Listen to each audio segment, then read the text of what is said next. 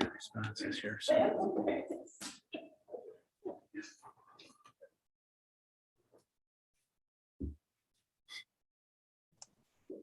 All right, we are live.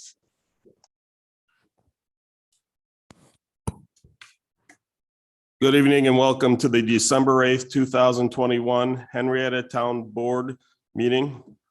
Please call to order. Please call the roll. Councilmember Barley, Here. Councilmember Stafford, Here.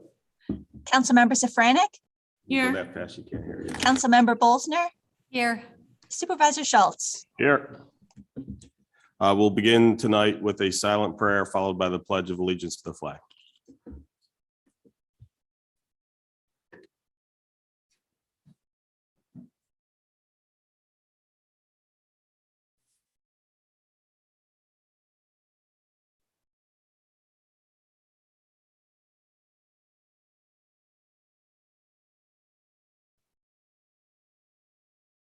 I pledge allegiance to the flag of the United States of America and to the republic for which it stands, one nation, under God, indivisible, with liberty and justice for all.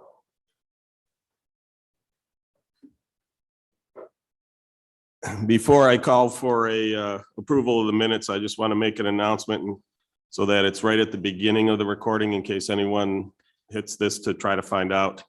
As per the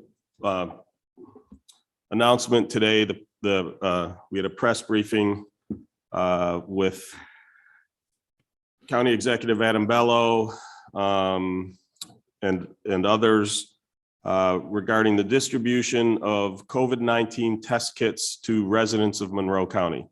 So Monroe County used CARES Act funding to acquire 750,000 tests, which will be distributed to the residents of Monroe County. 500,000 of those will be distributed through the towns, and 250,000 of those will be distributed through the school districts.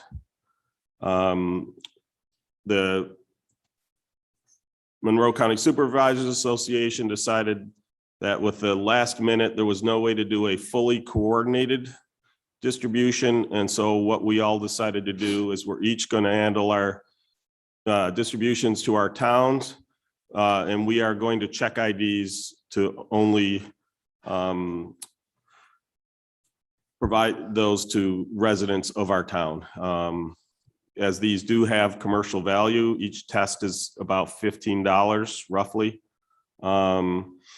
We are afraid of people who would otherwise drive to each town, get free ones at each town, hoard them and or sell them. So the town of Henrietta's test kits will be distributed on Sunday, December 12th from 9:30 a.m. to 12:30 p.m. in Veterans Memorial Park. We will use the same distribution method we use for masks and the food link, where we bring people around the Cabin Road. We'll have two lines, get people through as quickly as possible. We ask residents to have an ID ready to demonstrate you are a Henrietta resident, and there's a limit of one box which contains 2 kits per car. If there are still kits left over, we will then distribute them through our recreation center. But I just wanted to let people know that our director of IT is currently putting this flyer up on our website, and we'll also post it to social media. But I just wanted to get that news out because obviously it's not far away.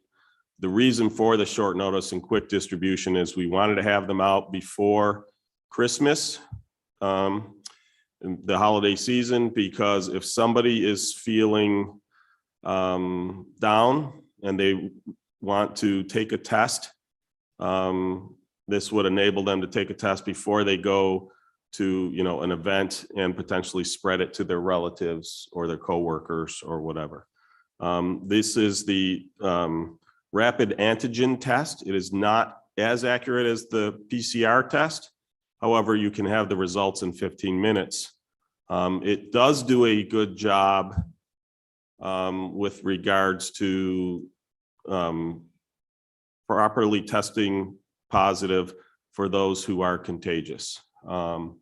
So it does often have false negatives for people who are not yet contagious.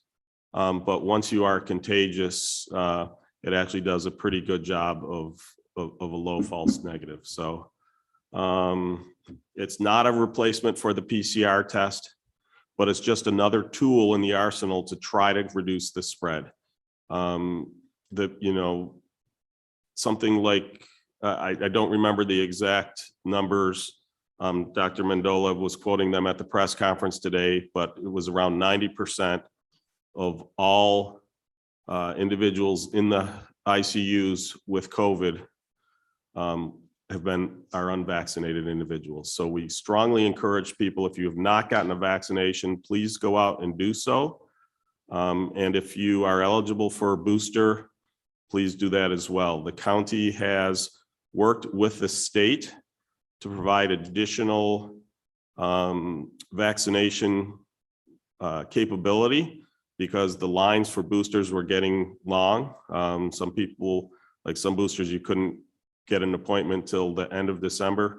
So you might want to go to the county website, because there is even going to be some walk-ins available for the next 2 weeks. So the county is making a big push to try to limit the spread of this disease during the holidays. And we hope that everybody will do their part, because we do not want to get to the second stage of the state of emergency, where we do have to start having mandates or other type actions. Hopefully people can be responsible, and that these tools that the county is providing will help and limit the spread.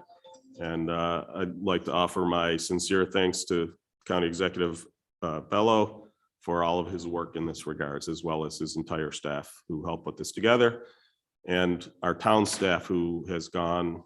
We've acquired the stuff and we're getting everything set up and the signage and everything made to be able to distribute these effectively. So if you're wondering, we chose Sunday instead of Saturday because the weather is going to be bad Saturday, and there were already 3 events that would conflict with the distribution. So Sunday turned out to be the better day. So just wanted to get that out of the way, and now return to the regular agenda.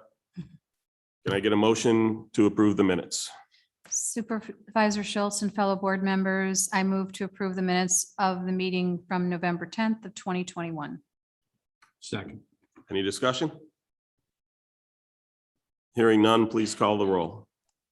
Councilmember Barley, Aye. Councilmember Stafford, Aye. Councilmember Safranek, Aye. Councilmember Bolsner, Aye. Supervisor Schultz. Aye. First up, we have special use permit application number 2021-62, Super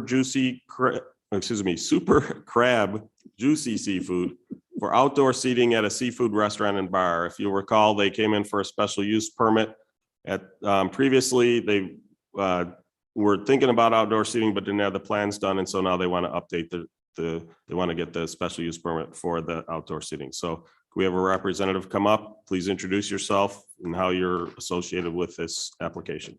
Good evening, ladies and gentlemen.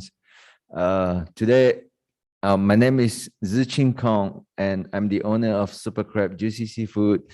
Today, I'm here looking for special use permits for outdoor seating at a restaurant. As the pandemic right now still going on, I believe outdoor seating is one of the advantages for a restaurant right now. Thank you. I agree.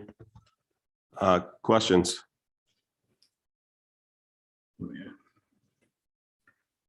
How much seating are you planning on having outside?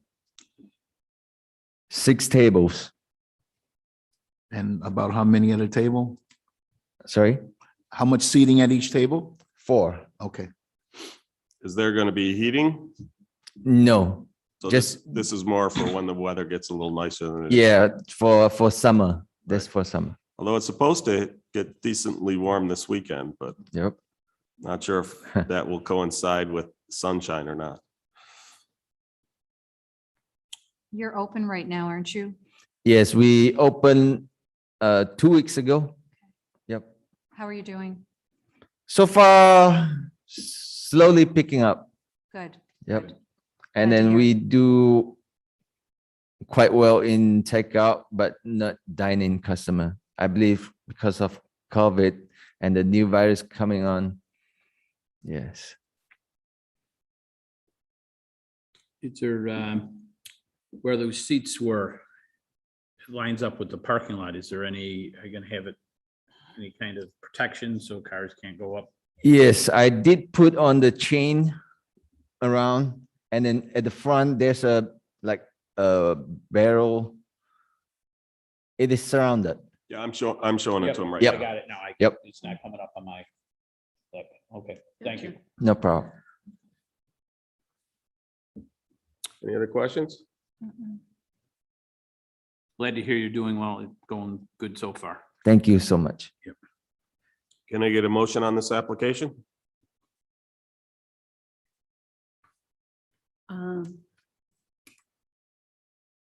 Make a motion. Actually, hold on a second. Yep. Forgot to ask this question. Any input from the public? Okay, hearing none. Can I get a motion? I'd like to make a motion to approve application number 2021-062 Super Crab Juicy Seafood for outdoor seating at a seafood restaurant and bar. Second. Any further discussion? I'll just note the address is 1180 Jefferson Road. It's the former Outback. Outback. Hold that. So anybody listening wants to get some Super Crab Juicy Seafood, you know where it's located. Any further discussion? Hearing none, please call the roll. Councilmember Barley, Aye.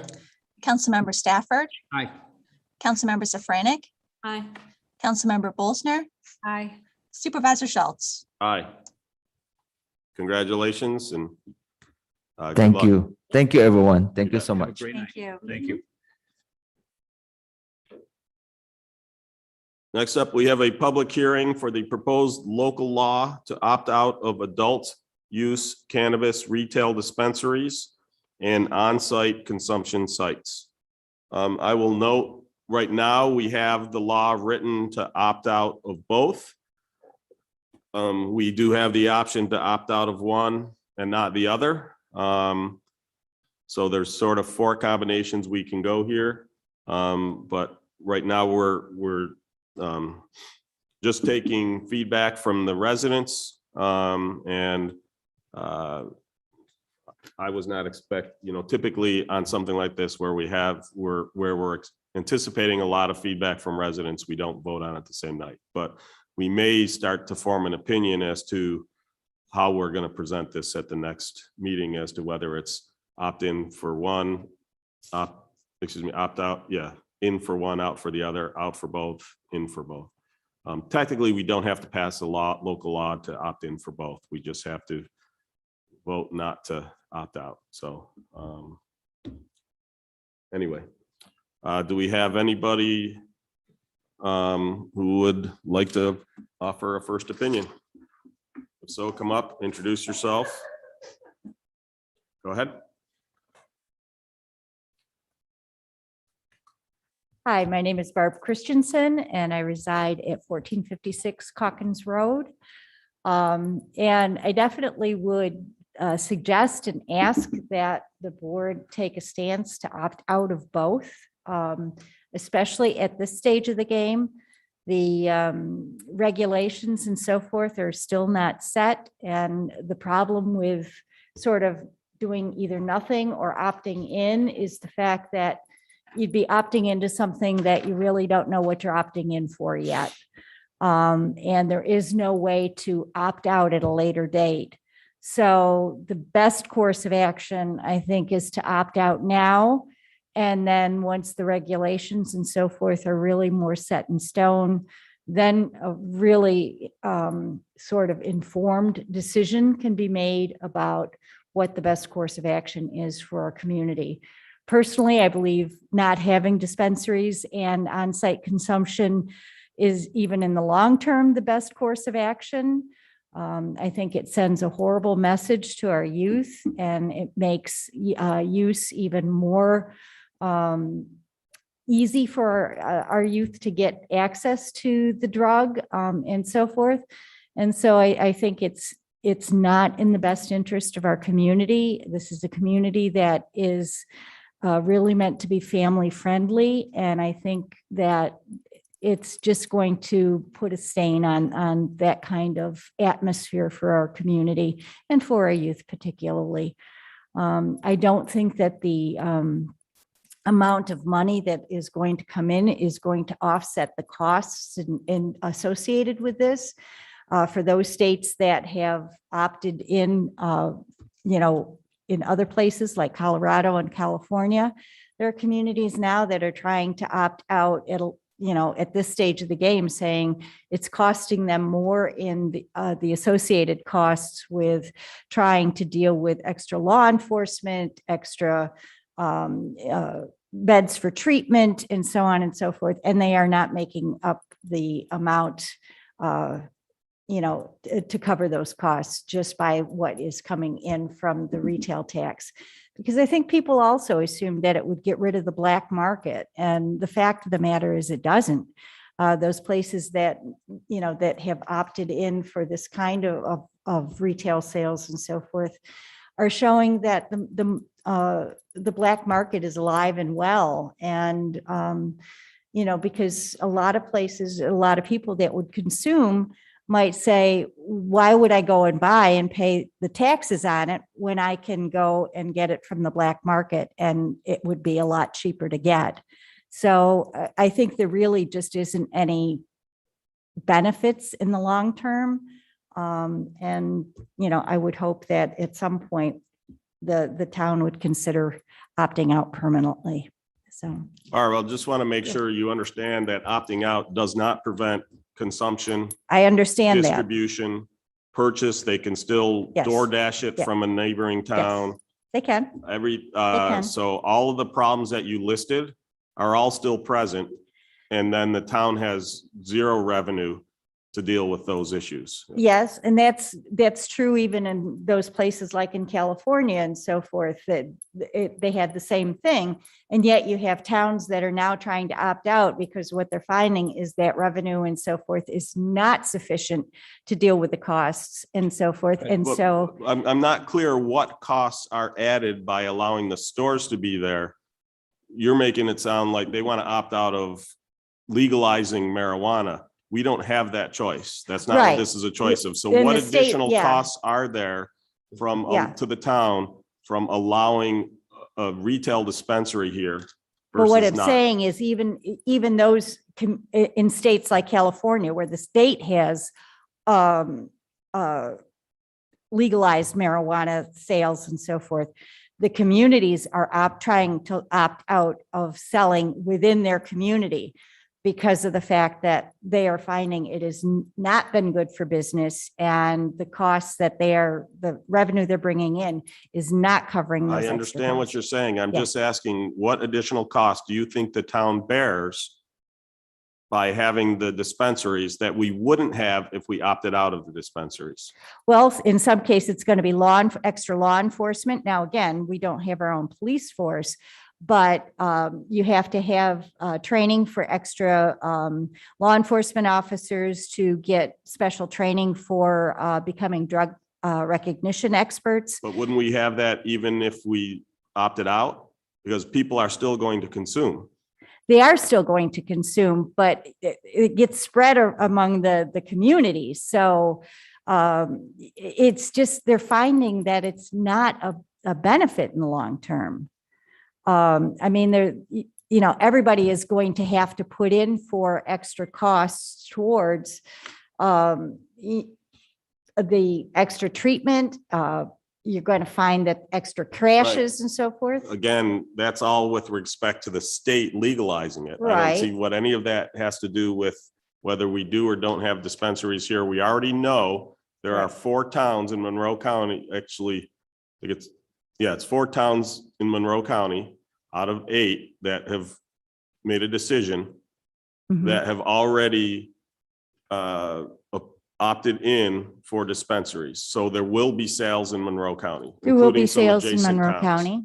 Absolutely. We So- know that. Right. So my point is, those problems are going to be present whether we have a dispensary or not. So I'm just curious if there is a Yeah. specific cost that you think is present because the dispensary is here.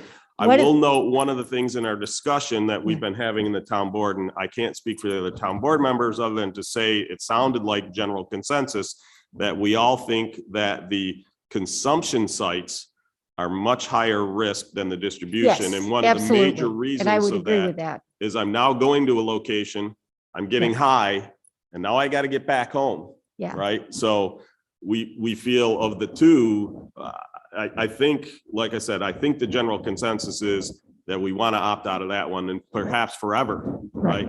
That we don't want those pot bars Right. in our town. But in terms Yeah. of the dispensary, I don't see how having a dispensary in Henrietta Well, introduces again, any you- additional cost versus having a dispensary in Brighton. Yeah.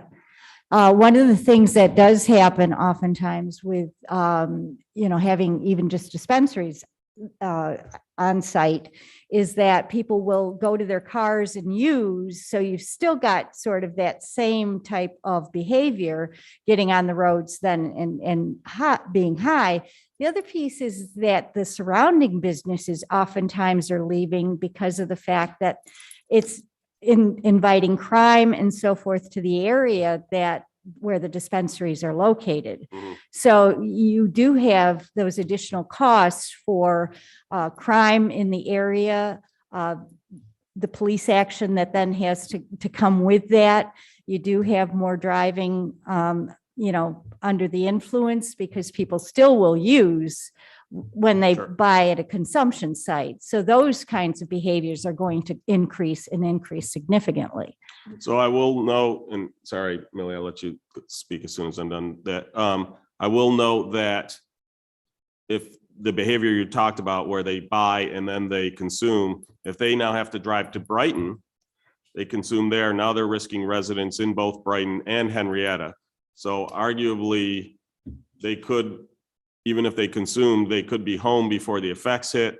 Again, the other thing Okay. we could do is with that revenue, we could promote responsible consumption. We could, as part of our requirement for those shops, as we set up our zoning laws, we could require, just like the liquor authority did with bars, we could require that the shops themselves promote responsible use, not, waiting till you get home to consume that kind of stuff, which if it's outside our jurisdiction, we would not be able to do that. So just pointing out I understand where you're coming from. I'm just pointing out some counter arguments, for lack of a better way to put it. So I'll let Millie. Yeah, Speak next. if you don't mind, you Yeah. mentioned that you were aware of some towns in California that are now looking to opt out.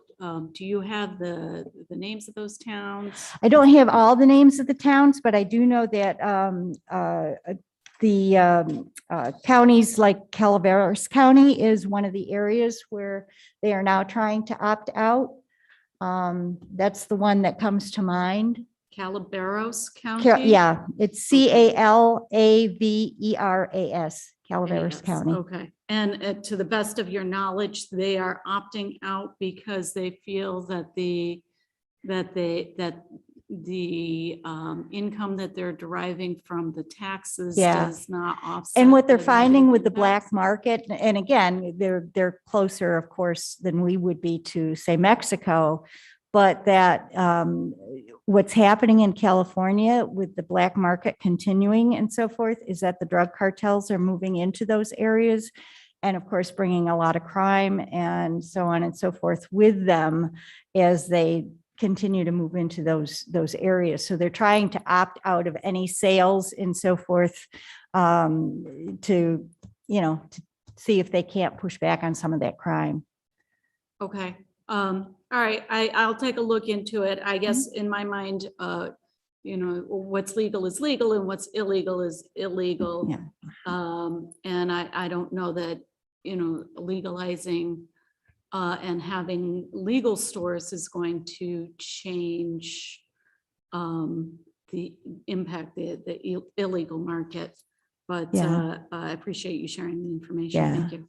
Yeah, I will say, if there is an impact, it would seem to me it would be to decreasing it, because from a demand standpoint, somebody who is concerned about obtaining it on the black market now has a means to not do so. I don't see how it would increase the black market, but if you've got a study that shows otherwise, I'd love to have that shared, but Yeah. Yeah. it just logically, it makes no sense that it would increase the black market. Yeah. But So- I'm always open to data, obviously. Yeah. Going back to one of your other comments, I will note that, one of the things we can do as part of our special use permit process, we can do things like when we create that code for that, we can talk that we want to pay special attention to any potential adverse impact on any storefront within 200 feet of the storefront of the dispensary. So for instance, if it's going to come in and it's going to have negative impact on its neighbors, that could be grounds for denying a special use permit. We could do that, special attention to any potential adverse impact on any other commercial enterprise catering to children within 500 feet. So for instance, Clubhouse Fun Center, there's a store right next to it, right? That seems to me that would be a bad place for a cannabis dispensary, because it's right immediately next door to the fun center, right? We can pay special attention to any potential adverse impacts due to signage, or we could create regulations regarding the signage. We can do things like, put forth in the code stuff about, for instance, if we differentiate between what I'll call a head shop, which is sort of catering to the partier, right? Versus the high-end nutritional supplement types of stores that you're seeing in a number of places. We might be able to say, for those, you can't sell drug paraphernalia, you can't advertise, getting high, getting wasted, you can't, it's more the nutritional benefits and, or health benefits perceived from some of the stuff. So like I said, there are things we can do in that regards. The other thing I will note, as far as the regulation not being in place yet, the majority of it is the full final definitions as far as what is and isn't allowed and that type of stuff isn't. But I believe, like we did with the multifamily, I don't know whether we would actually have to declare a moratorium, but we could potentially say we're not going to issue any special use permits until after the laws have come out and we've had time to update our special use permit code with regards to those new laws, right? I think you could theoretically do that, but at this point, you've got right. So you could I'm adopt just the saying, if zoning we law. did opt in, we could be, and Right. the only way you could get a dispensary is through a special use permit. We could basically say, look, we're not going to issue special use permits until the Office of Cannabis Management updates its laws regarding licensing, or so. I think there's probably a way you could do it. I'm not sure the moratorium's the right way, but I think there's probably a way you could. Right. You could have Whether that it's happen. truly a moratorium, but my point being that we could hold off issuing any, one of the things I'll note that initially there's not going to be any licenses issued for a while. So no matter who opts in or opts out, it's somewhere down the road. So there will be some time.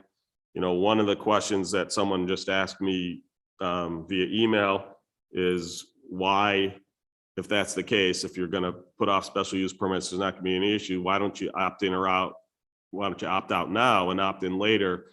And one of the things is, I will say that I've been getting a ton of calls. The larger, more reputable shops are looking for locations now in towns that opt in. They understand that the special use permits aren't going to be in place. They understand that the licenses aren't going to be available for some time, but they want to secure some preferred locations now, but aren't interested in doing so in towns that have opted out. So there is that, I don't know if you want to call it pressure. I don't consider it pressure. I'm just saying that a reason for opting in, but saying we're not going to issue any special use permits until after the law is satisfied, is for that reason. So just so you know.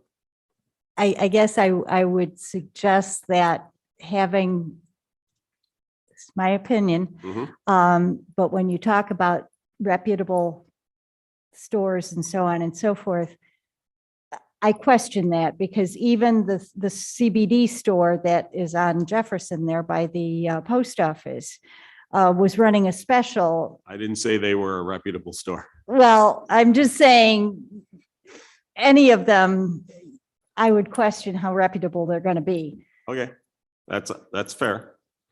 So, I think we can agree that there are certainly, for instance, in Illinois, there were 110 new dispensaries. I think we can agree that of those 110, some are more reputable than others.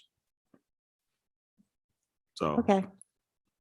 and I suspect some are downright disreputable.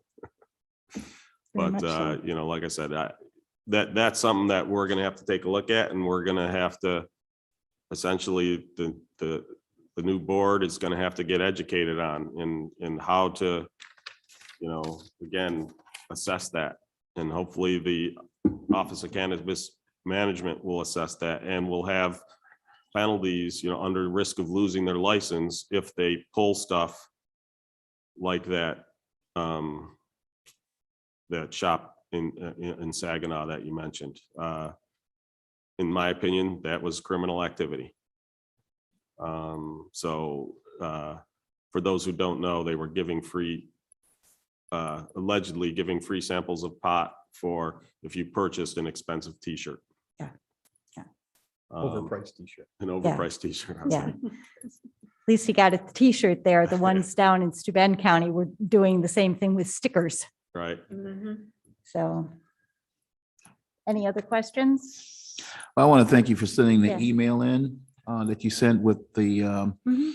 it was limited information about who opted in and opted out at both for consumption or for retail, but it was good information. It seems that a lot of towns are still holding out and waiting almost until December 31st to make their decisions. And personally, I think the black market will get a lot of business. I think when people smoke weed and they don't get high as high as they want to, they'll go and get something that's a lot better. And it may not be at the retail store. Yeah. But that being said, you know, towns have a big decision on making on how to opt in or opt out on this. I think it is personally a good idea to opt out and wait, but I'm one person. But it's going to be interesting because we already have a lot of people smoking weed all over the place. So. Yeah. Thank you. Next. And Becky, let us know if we have people online. I do, yes, when you're ready. I'm going to take someone at the podium and then I will go to someone online. Okay. And I just want to say hello. My name is Sarah Brown. I live at 152 Shady Creek Road.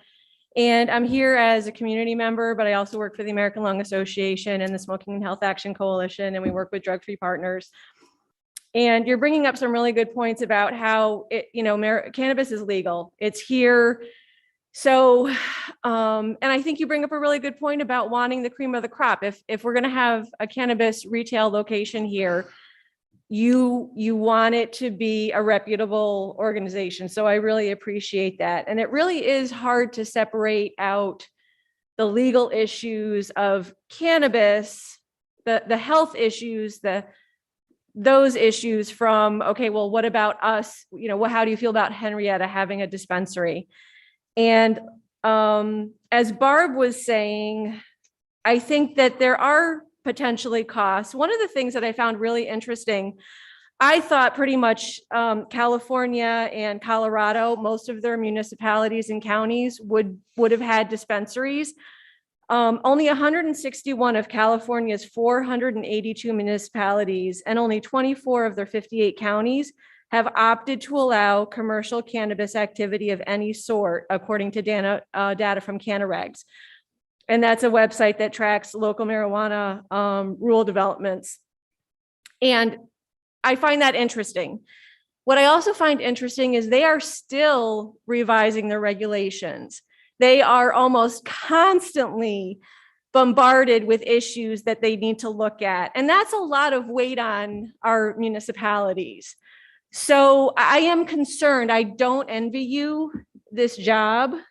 I don't envy you. So right now we're dealing with opt-in, opt-out, and you guys think you've been reading a lot.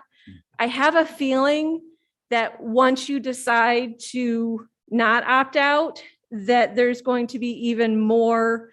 And I think Mr. Barley noted this, community education. I think it's imperative. The weed, it's very scary to me. There's a whole population that has been smoking weed all along. The rock normal. I don't know if you've heard from any of them, and there's people that are comfortable with how they use cannabis. Working for the American Lung Association, cannabis harms the lungs. So I think inhaling cannabis can be very dangerous. I have a family member that uses cannabis for anxiety, constantly on prednisone, and it's not a healthy thing. That might be in a minority, excuse me. But I think, and people with asthma, I mean, right now, when I drive down the road, I can smell weed coming from cars, and I wish it benefited me. I honestly, I wish that it were like, it helped people with pain. I mean, I think the studies are still not definitive that it actually helps everything that people say it does. I think there's a lot of weeding out of information, but that's not what we're here to talk about, because we're here to talk about dispensaries in Henrietta. So I think it's going to take, I think that you have to know, if you are ready, if you have a committee in place to handle the inevitable unintentional consequences, which there will be victims of crime around the dispensary. There will be crime, within a 10-mile radius. Studies show this. There will be issues at schools. Schools will have to deal with cannabis. We're going to have to help them. If we decide to have a dispensary here and we bring it into the town, yes, it would still be there if it weren't in the town. But as we draw it closer to us, those issues, I think, are going to compound and possibly grow bigger. There's a lot of things to look at: environmental damage from grow operations, employee health and safety, contaminated. Now, again, all of these things will be here regardless. But as we bring it into our town, as we make it more available here, our community here will probably be impacted to a greater degree. Possibly. It's just something to think about. It's just those things that possibly you want to think about. I think one of the things we seriously have to look at is to weigh the health and safety of our youth and young adults a little bit heavier than we're weighing the economic situation. Let's see. So the human brain continues to grow and develop, and you guys know this, until around 25. So, we're kind of creating some issues there, which our community, our healthcare community, is going to, possibly our ambulance department, and as Barb was saying, possibly police enforcement will have some costs and some issues. And I think some other things to consider in our community will be good and possibly bad. Redevelopment and growth potential, great. Industry characteristics. Do you truly know what you're bringing in? Do you truly know what you're working with? Tourism. How is tourism going to affect us? How is public safety going to affect us? How is property and personal crime going to affect us? What safety hazards will come into our community if there's a dispensary? What will impact youth, traffic, adult use, environment, odor, resource impacts, road impacts, aesthetics impacts? I have some reports that talked about no signage in some counties, just to not give that impression that they're a cannabis, centered community. So I think there's a lot that's still up in the air and a lot for you to consider, and, just making sure that you're ready for that before December 31st. So what questions you got for me, Steve? So first off, you mentioned a study that shows the increased crime. Yes, Can you email that to the town board, please? yes, I'll also note that you said a 10-mile radius, so that means any dispensary in Brighton will already be affecting us, but we will not have any additional revenue. And, again, using Illinois as an example, the 110 new cannabis dispensaries had combined sales revenue of over $100 million. It's roughly about $9 million per store per year. With a 3% tax, it's about $270,000. That would cover, if we so chose, we could, for instance, use half of that for education. We could use half of that for a program we've talked about called special attention detail, where we could we would essentially provide that money to the Monroe County sheriffs, who would hire an additional deputy who we would essentially provide special attention. We would say, here's what we want the county to pay special attention to, and they would then assign that person. The reason we've talked about that is we don't have a police force. Creating a police force would more than double our taxes, probably about triple our taxes.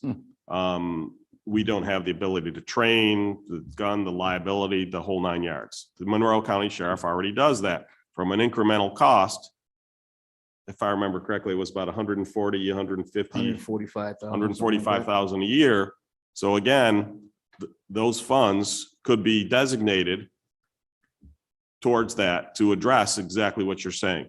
Without that, if we just allowed them in Brighton and we're within that radius of the increased crime, they're getting the revenue, not us. We have no way to put special attention to provide that attention in the town. So, again, I understand what you're saying. I would like to see that study because I've heard that a bunch, and I'd like to see some data behind it. yep, And not just because also part of it is if we understand, hopefully the study is detailed, because if it gets into the type of crime and the basis for that crime, perhaps we can work and put stuff in regulations that essentially help protect against that crime occurring. But in addition, that we could also then again, a potential use for that revenue is to increase the support for patrolling within the town. perfect. Other things we could potentially use that town for. Right now, the district attorney's office does not have the personnel to deal with most misdemeanors, which under the new law, some of the improper use of marijuana would be. In which case, so anybody who then fights it in court, it'll get dismissed. One of the things that I've reached out to the district attorney's office is the idea is the town has a town prosecutor. They pretty much only do code right now. Could we look at, for instance, hiring effectively an assistant district attorney who prosecutes, again, like the special attention detail? We would be able to say, we want them to do the misdemeanors. We want them to do the stuff because, one of the things I look at and I'll use petty larceny, right? Shoplifting. In most cases, shoplifters, they're getting a slap on the wrist and put right back on the street because they don't have the people to prosecute it. If in Henrietta, we did have the people to prosecute, now you can say that's pushing up the problem somewhere else, but the problems are somewhere else, and you're talking about keeping the problems out of Henrietta.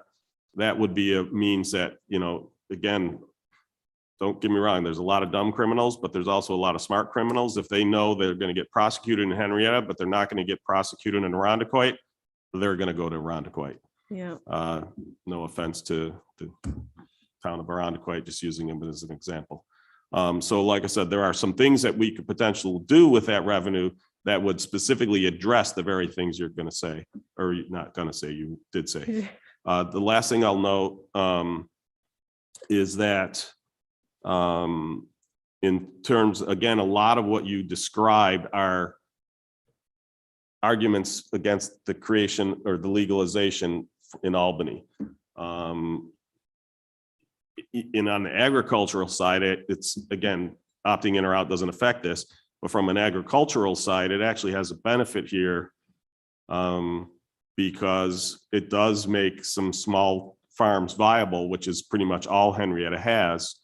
And of the two crops, cannabis or corn does a whole lot more damage to the soil than cannabis does. So, but the last thing I want to say is from a lung standpoint, it'll be interesting because I suspect a lot of these dispensaries, and I don't know this, I've just started to see people talking about it, you know, that you're going to see other forms besides inhaled forms.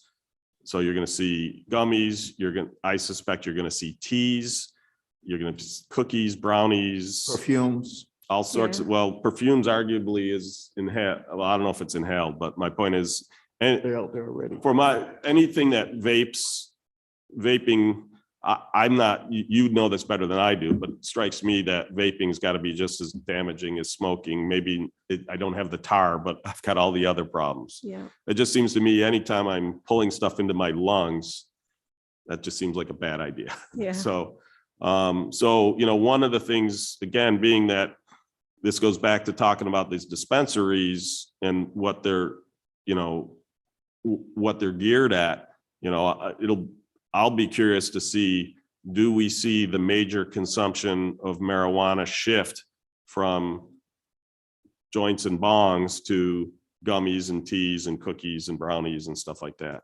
Yeah. Don't know. Thank you. It's very good information. And I have to say, we've been to several meetings and you're very well, you've done your research, you're very business. So I appreciate that. If I can, there was just two, Absolutely. I wanted to appreciate the fact that you understand the ramifications of on-site consumption.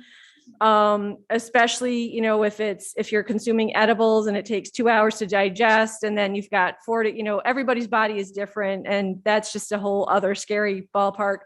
But just two other notes, property values. So there's been a lot of studies done about property values, and I just saw one from 2021 that it does slightly decrease property value. I don't know if that's the final end all be all, but I'm happy to send you that as well. Sure. And the other thing was I'm going to say when, because I feel like that's the direction that you're heading, when you have dispensaries, I think the state, according to New York State, and I love the fact that you guys in July updated your smoking policy.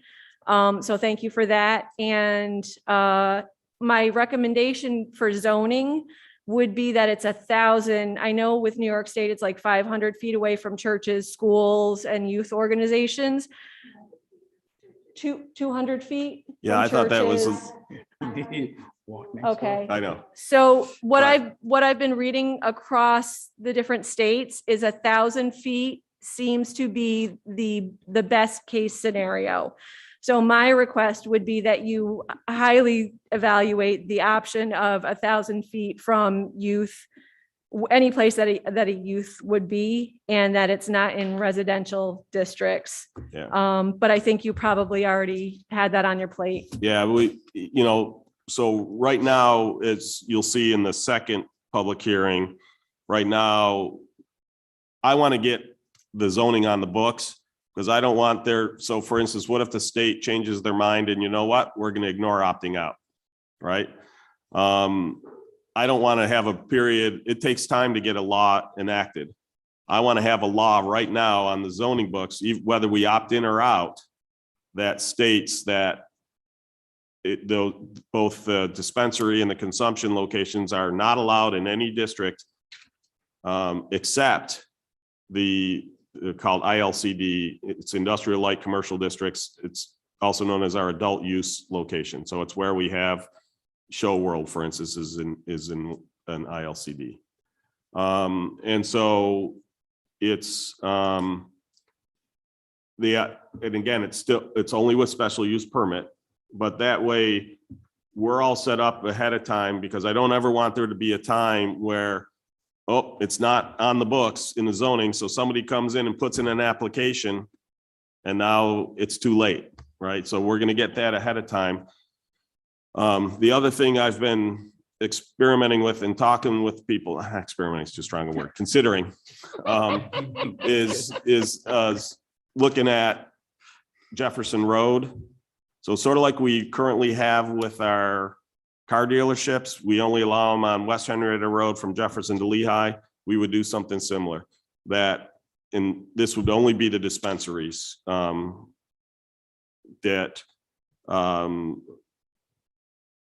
that we would allow them on Jefferson Road. So that means the property actually has to have frontage to Jefferson Road. And it would be between Winton Road and John Street is where I'm starting. And again, I'm only one of 5, so I don't get to dictate this, but this is just what I've been exploring, looking and talking to property owners and stuff like that. And again, it would have all those additional special conditions. But one of the interesting thing in there is there is no, to my quick scanning, there's no schools, there's no churches, there's no playgrounds. There are a few businesses that do have some of the like a altitude and in the fun center. I don't know that for a business we'd go to 1,000 feet. I suspect that might stay at 500, but I certainly would support 1,000 feet from churches, schools, playgrounds. The problem when you start to do it to businesses, you're starting to create issues from competing neighbors. I don't know. That's just where I stand. Again, I can't speak for these individuals, but like I said, I agree with Mike. We both kind of laughed when it was the 200 was mentioned. We think that's ridiculous. Only 200 feet from a church. It doesn't take, that means I could have one building between me and the church. That doesn't make sense to us. Or the same thing with the playground. So I can't say I certainly support the 1,000 feet from a church, school, or playground. Like I said, from businesses. I hope you'll consider, because altitude, I mean, with the fights, I know that it was probably only a certain time period, but I think there are certain businesses that you might want to really look at that and evaluate what kind of language you want to use in your. So I will know, just if the regulation is 500 feet, that doesn't mean in a special use permit, we can't deny it because we think it's going to cause problems with that specific business. The problem is, as soon as I put this 1,000 feet, Yep. now they have to go to a zoning board to get a variance, and Gotcha. it causes issue. In those cases, I'd rather make the hard one a little smaller and deal with the specific cases as part of the special use permit. In no zone do I want to see dispensaries allowed, just allowed.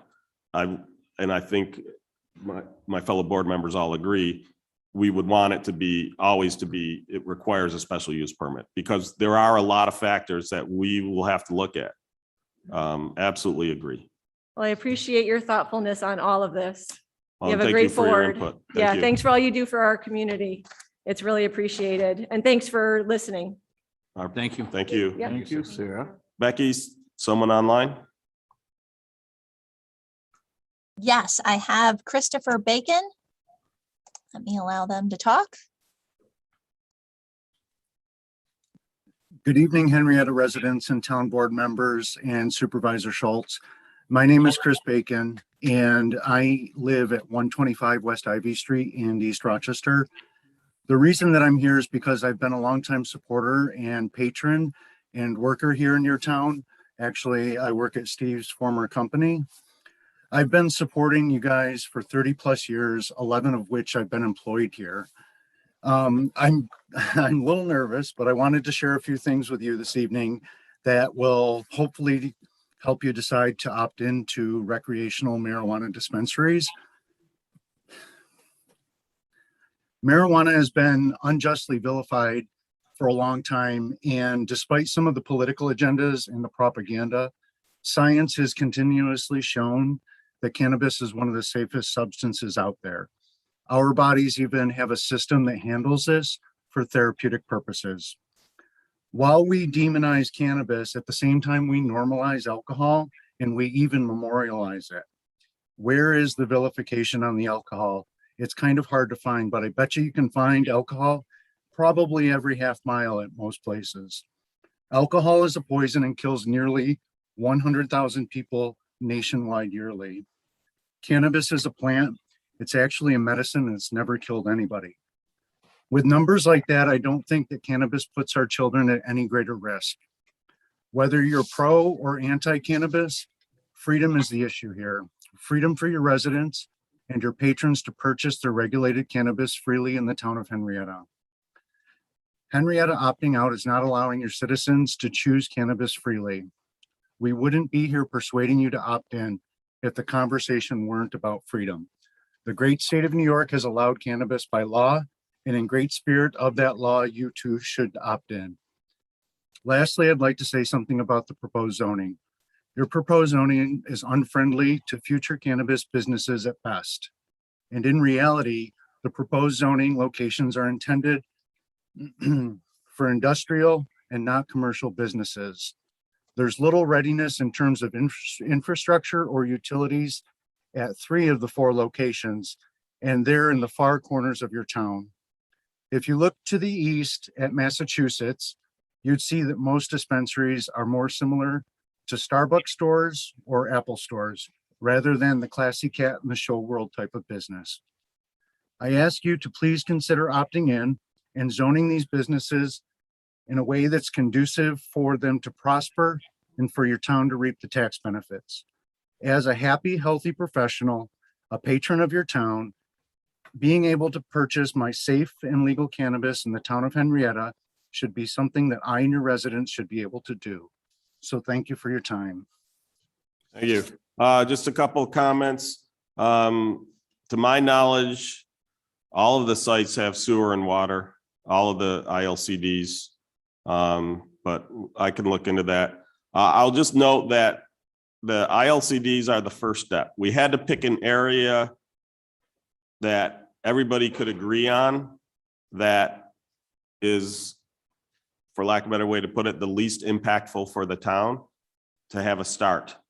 As I said, we always talked about that we would look at additional locations as well, because of those, I think there's 5 of the 5 zones or 5 areas that are zoned ILCD.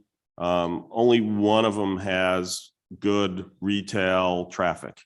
And that's the Brighton Henrietta Town Line Road zone. So we recognize this, but again, the idea was these areas already can have adult use, entertainment.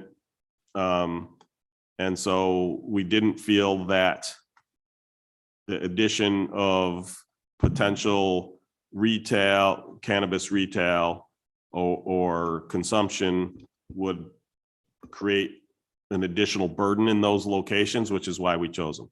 It doesn't mean we're intending to keep that as the only location.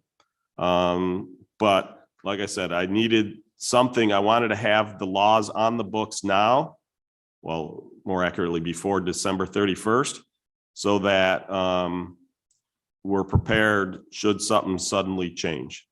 We can always add additional zones later. We can always remove zones later. We are constantly updating our zoning laws. We are constantly updating our town codes.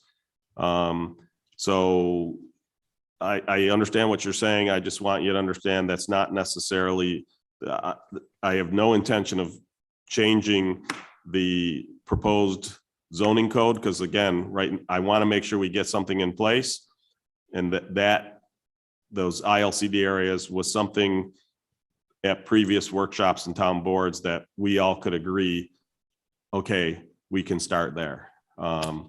So just wanted you to understand that. That makes sense. Thank you for your time. Yep. Mr. Bacon, Yes. will it be equally important that you are able to buy this in East Rochester? You know, that's a really good question. I don't think the town of East Rochester is set up quite like the town of Henrietta, and I'm not necessarily sure that I would opt in. There are schools and community sites that are all over the place.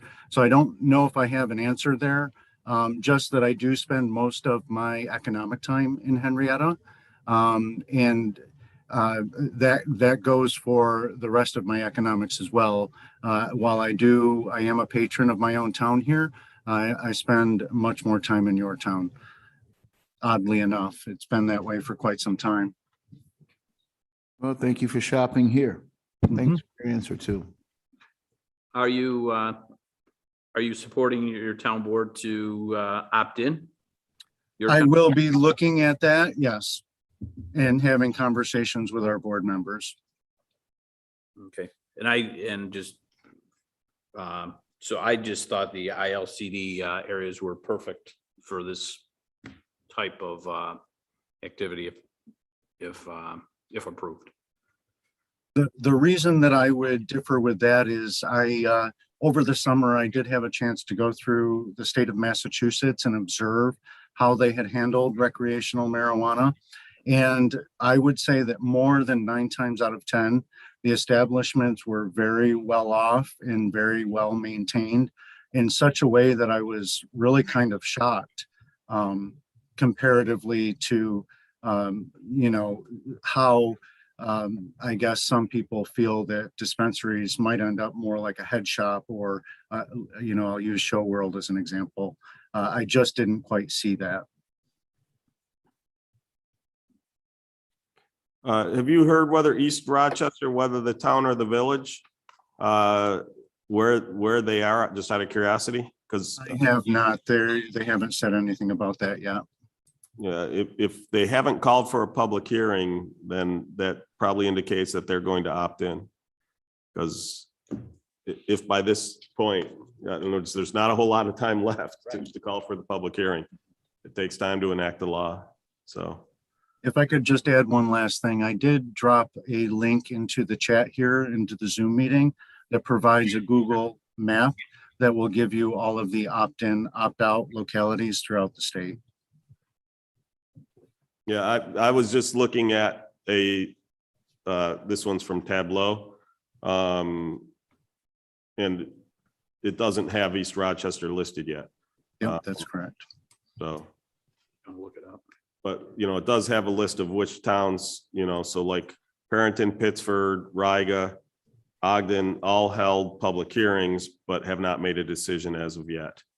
There's others as well, but as I said, I think there's 8 towns that have made decisions. 4 opted in, 4 opted out, 4 dispensaries, for consumption sites, 3 opted in and 5 opted out. So there is at least one town, that being Penfield, that is opted in for dispensaries but out for consumption sites. That's probably how I intend to vote, unless, again, I'm open to data, I'm open to input, but from all the research I've done so far, that's kind of where I'm sitting. I can't speak for anybody else, although we already heard Mr. Barley give his opinion. But one thing I will say is this board doesn't come in with a solid preconception and you can't change our mind. I've seen multiple times where this board has changed its mind based on the data and evidence presented. So you're not wasting your time talking to us. So thank you for your input. Thank you. We have somebody else in the audience coming up. And then Becky, I'll come back to online after this. Good evening. My name is Mary Kruger. I currently reside in the city of Rochester, but previously lived in Henrietta. I'm the founder and executive director of Rock Normal. We are the Rochester affiliate of the National Organization for the Reform of Marijuana Laws, a nonprofit cannabis consumer advocacy organization. I'm here tonight to advocate on behalf of cannabis consumers and Rock Normal members in Henrietta in hopes that you will vote no on opting out of both on-site consumption and dispensary licenses. Opting out doesn't mean you're going to keep cannabis out of your community, because as we've talked about, the reality is unregulated cannabis is already in your community. After spending the last several years on grassroots lobbying efforts, we've been able to educate our elected officials on reefer madness era myths and put more realistic concerns to rest. I'm sure some of your concerns related to legalization are similar to those that we've heard from others. So I'm hoping the information I'm going to share with you will help put these concerns to rest for you too. When we look at states that have already legalized adult use cannabis, we have not seen an increase in youth use. Instead, in some states like Colorado and Oregon, we've actually seen a decrease in youth use as published in a study in the Journal of American Medical Association. This can be attributed to having more accurate education for youth about cannabis consumption and having more barriers in place to access regulated cannabis, like requiring ID for purchase. Of course, the introduction of regulated cannabis doesn't immediately eradicate the unregulated industry, but it is a step in the right direction when taking a harm reduction approach, because we know kids are already consuming cannabis. So we want to do everything we can to put measures in place to stop that from happening, which means having regulated cannabis. Related to harm reduction and the concern of the opioid epidemic, according to several studies published, there's a direct correlation to marijuana access and a reduction in opioid use. In one study published by the Journal of Addictive Diseases, they found 93% of participants decreased or stopped opioids following cannabis initiation. While this hearing is related to adult use dispensaries and on-site consumption, allowing all adult use dispensaries reduces the stigma around folks accessing medical marijuana or marijuana for medicinal purposes and increases access for those who could benefit from it within or outside of the medical program. To the point of marijuana being a gateway drug, this has been disproven in several studies, including one published by the U.S. National Institute on Drug Abuse, which found the majority of people who use marijuana do not go on to use other harder substances. And regarding the point made earlier about smoking being bad for your lungs, according to a study by the National Academy of Sciences, there's moderate evidence of no statistical association between cannabis use and incidence of lung cancer. And we also need to recognize that smoking is not the only way to consume cannabis. Like was mentioned before, you can eat edibles, you can consume through tinctures, vaporizers, capsules. There's pretty much endless ways to consume the plant. As I was speaking about earlier, allowing adult use dispensaries increases access to marijuana for folks who are seeking it for medicinal purposes. It's a disservice to medical patients because there will not be any more medical dispensaries opening up. And currently there's only 2 medical dispensaries open in Monroe County. With the growing number of senior citizens who are looking for marijuana for its medicinal benefits, it's worth considering the barriers faced when trying to access marijuana for medical purposes. Next, I want to address the concerns around road safety. After legalization around road safety after legalization. The data available on this topic is inconsistent, with some studies published showing a slight uptick in the number of fatal car accidents post-legalization, while other studies showing no change, and some studies actually showing a decrease in fatal car accidents per capita. What we do know is folks are already consuming cannabis and driving. So rather than trying to take an abstinence-only approach, which we know doesn't work, again, we need to be taking a harm reduction approach and educate adults about responsible cannabis consumption, like we do with alcohol and prescription medications, which includes knowing when you shouldn't drive. We need to trust that cannabis consumers are responsible adults, like adults who drink alcohol, and have education around the dangers of driving while your ability is impaired. In regard to law enforcement costs related to road safety, we don't anticipate any additional financial burden on law enforcement, as legislation has revenue from taxes being allocated to train additional DREs or drug recognition experts, which is already the tool being used to determine if someone is driving while their ability is impaired from marijuana or prescription medication. To the point about increased crime in communities after legalization, studies show that these crimes are usually related to not having money in banks in in cannabis businesses. This is a problem in cannabis businesses across the country, but we are working to solve that within the state and are hopeful about solutions being discussed to allow these legitimate businesses to put their money into banks and hopefully not see that increase in crime. There was also a point made earlier about the unregulated industry thriving after legalization. While we don't expect the unregulated industry to disappear after we have a regulated industry, we also don't expect to see what happened on the West Coast here. The unregulated market on the West Coast is an entire different situation than New York because of especially in California, because of their legacy medical program, which made it difficult to enforce the unregulated players. And the reality is, consumers have been advocating for regulated, fairly taxed cannabis for years, and there will indefinitely be a shift in many consumers from the unregulated to regulated industry. To the point about real estate value, I recently read a study that says the opposite of the point that was made earlier, and that value actually increases roughly $20,000 in areas with dispensaries. Lastly, I want to address a concerning pattern I've heard from towns and cities across the state that they're going to opt out now and take a wait and see approach to opt back in after regulations are fully created.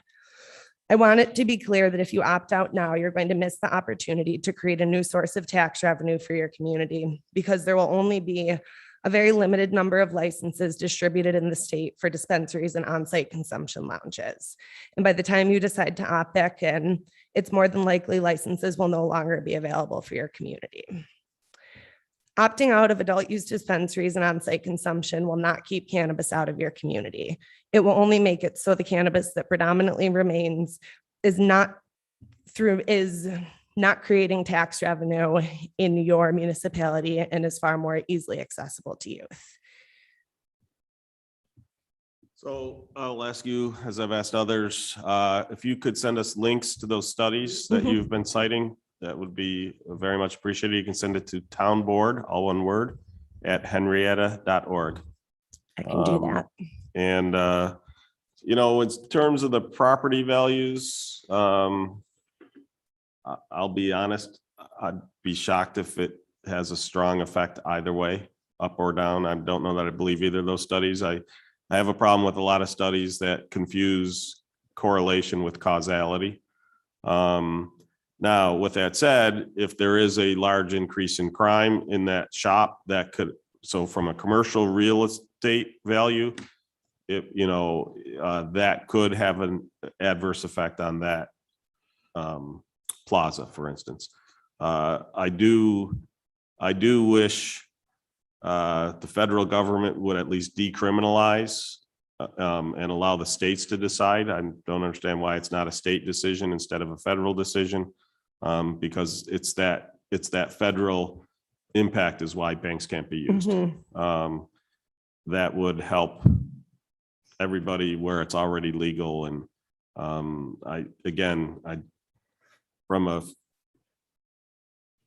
me personally, from a balance of federal, I've always been a believer that the government that's closest to the people governs best.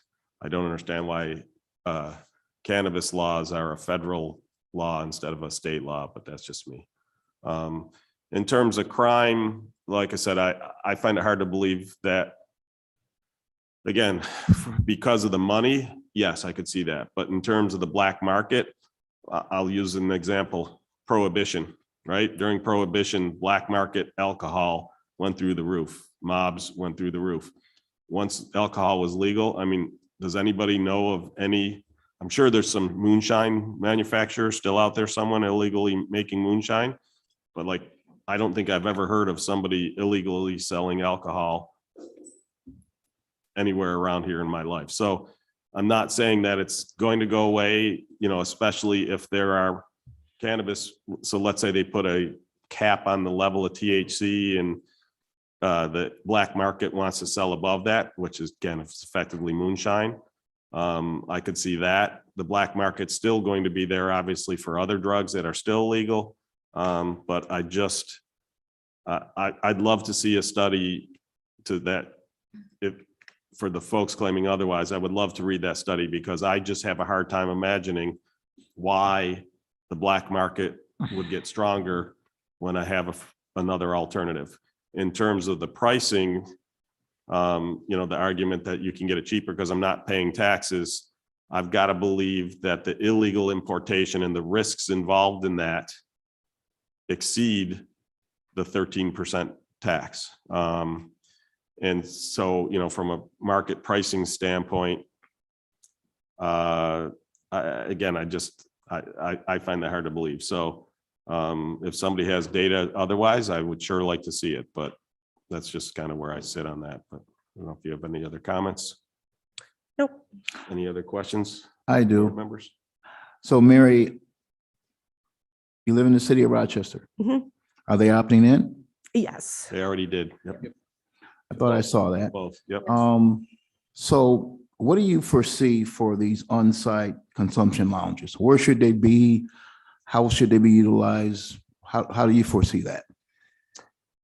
It is very exciting that New York's legislation has on-site consumption lounges because we are one of, if not the first state to allow that within our regulated industry. So it can be existing businesses that incorporate on-site consumption into it. So, you could have, there's salons that you go to where you can drink champagne while you're going there. There's a market for that to have like that type of business. I mean, there's also I've spent a lot of time in Amsterdam, so coffee shops there and just having just like a bar, a social place to gather and to create community around. And cannabis is not this evil thing that makes people go crazy, right? We can understand that adults can go out and have a good time and consume alcohol. I'm not sober from alcohol, but I very rarely consume alcohol, and I would much rather go out and spend money at a business socializing with people consuming cannabis. So it's just creating that space so people don't have to do it in their house. Well, it's been used in Amsterdam. It's funny you mentioned that, goes on my mind for many, many years, and people like to go there because of it. So you think this will be used in bars and things like that and setting up clubs for it and things of that nature? That's something you foresee? I don't know if the state's going to allow cannabis and alcohol to be sold in the same place. Not initially, from what I've heard. Yeah, and I think I agree with that. I don't think the two should be mixed. They can have very bad effects when being used together. So I see it being like similar to bars, but just having it be a place that people can go and consume. And then restaurants, you could have things like that. If anybody's working on essentially the equivalent of a breathalyzer, is that's one of the, I understand there's the DREs, but we should be working on a patent for that, Steve. There have been companies that have looked into doing things like that. What the studies have shown is that there really isn't the connection between presence of THC in your saliva or blood and your ability being impaired. For someone who habitually consumes cannabis like myself, my levels of THC are always going to be much higher than someone who rarely consumes cannabis. So there's definitely more studies and work that needs to be done to find reliable roadside tests, because I don't think DREs are necessarily the answer either, because there's still a lot of, matter of opinion that goes into it there. But right. I do think it's the best thing that we have right now instead of putting. Sure. I agree. It's the best thing we have. I just, that's always been one of my concerns with the legalization, and therefore potentially, one of the things that happens with the black market is people tend to be, going back to your point, asocial, right? They tend to be home using it, where maybe a small circle of friends, but it's not as widespread. You're much less likely to travel. That doesn't mean there aren't people on the road. There absolutely are. With the legalization, I do think that's going to increase the number of people on the road. So the concern I've always had, and again, this goes back to why I wish the federal would at least decriminalize it, or support research into finding a decent test for ability impaired. And maybe, maybe it's not even THC specific. Maybe they can come up with some test that purely studies ability impairment, reaction time. If your reaction time is below a particular amount, I don't care why it's that way. That's a problem if you're on the road. Because that's typically the ability impairment, right? Although sometimes with some drugs, it's also, you get tunnel vision, so I lose peripheral sight. Sometimes it's attention deficit. So, I focus on my dashboard and I'm not paying attention to the road. Who knows? But, there are other impairments as well. But, it'd be interesting to at least, whereas in general, I agree. I personally put cannabis in the same category as alcohol. That, they both have issues. They both, you can argue whether alcohol has a real benefit other than for a lot of people, an occasional drink helps them relax. But I consider them to be of similar thing. But again, the big advantage we have is from a ability impairment, there's a blood alcohol content, there's breathalyzer, there's a bunch of different things you can do so that it's not subjective, it's more objective. I'd be interested, that's why I was just curious if you happen to know of any work being done in that regards, because that's something that I would love to see. Not that this town board can do anything about that, but I was just curious. Yeah, I do know that the national branch of NORML has done research with looking into developing apps that kind of do what you were saying, because it really is more about testing reaction time and having more solid things to point to rather than walking a straight line and those sorts of things. Sounds good. Thank you. Thank you. I have one last question, Mary. Now, you mentioned that you're an advocate for DLC normal, doc normal. Rock normal. So with the city of Rochester opting in and you live there, why is it important for you to want our town to opt in?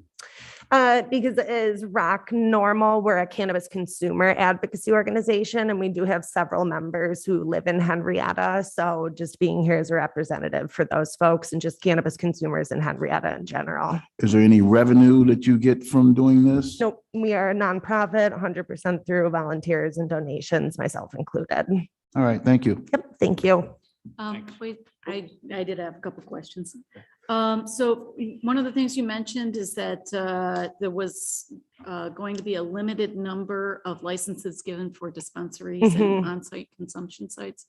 Do you have any idea as to what that number might be across the state? It's a number that they're still trying to figure out. I've heard numbers thrown around 300 to 700. So that's the number that they're still, it's a big range, but we know that there will be a limit. We know that there's going to be more people applying than licenses will be available. Okay. And you also cited some information that cannabis potentially decreases other opioid use and addiction. Okay, that's very interesting to me. Yeah, in our medical program in New York State for several years, we've had a qualifying condition be opioid replacement, and anything that an opioid could be prescribed for medical marijuana could be recommended for. But I have studies that I can send over about that too. Yeah, that is interesting because, for many years growing up, we heard all about how marijuana is a gateway drug and, that sort of thing. But you have evidence that indicates the opposite of that. It's an off-ramp for. Exactly. It's more being talked about now as an exit drug from harder drugs. So can definitely send over studies about that. Yeah. So one of my, I think, biggest concern is around the edibles, particularly things like gummies that look like candy and that sort of thing. Do you provide education on appropriate storage so that young people, children in the home won't obtain those things and accidentally ingest. Yeah. um, That's definitely part of the education that we do is Rock Normal. We're also, there's a really thriving unregulated industry right now. And there's packaging that the unregulated industry has, and it is marketed to children. Yeah, they It look looks very like candy child-friendly. packages. The regulated industry is not going to allow for that. It's going to have it be, we can still be in packaging, but it can't look like a Jolly Rancher or things like that. So definitely Will it be like childproof caps? they will require child-proof containers. 'Cause I have that problem, I have that problem with gummy vitamins, gummy medicines. Mhm. I've just always thought I get it. It helps the adults take them, but boy, I would hate to see a kid pound a bunch of vitamins and suffer Mhm. because of it. Yeah. So yeah, there's definitely that education to be done there with consumers to make sure that there's responsible storage of edibles, especially. Okay, oh, great, thank you. Yep. Thank you. Anyone else? Thank you.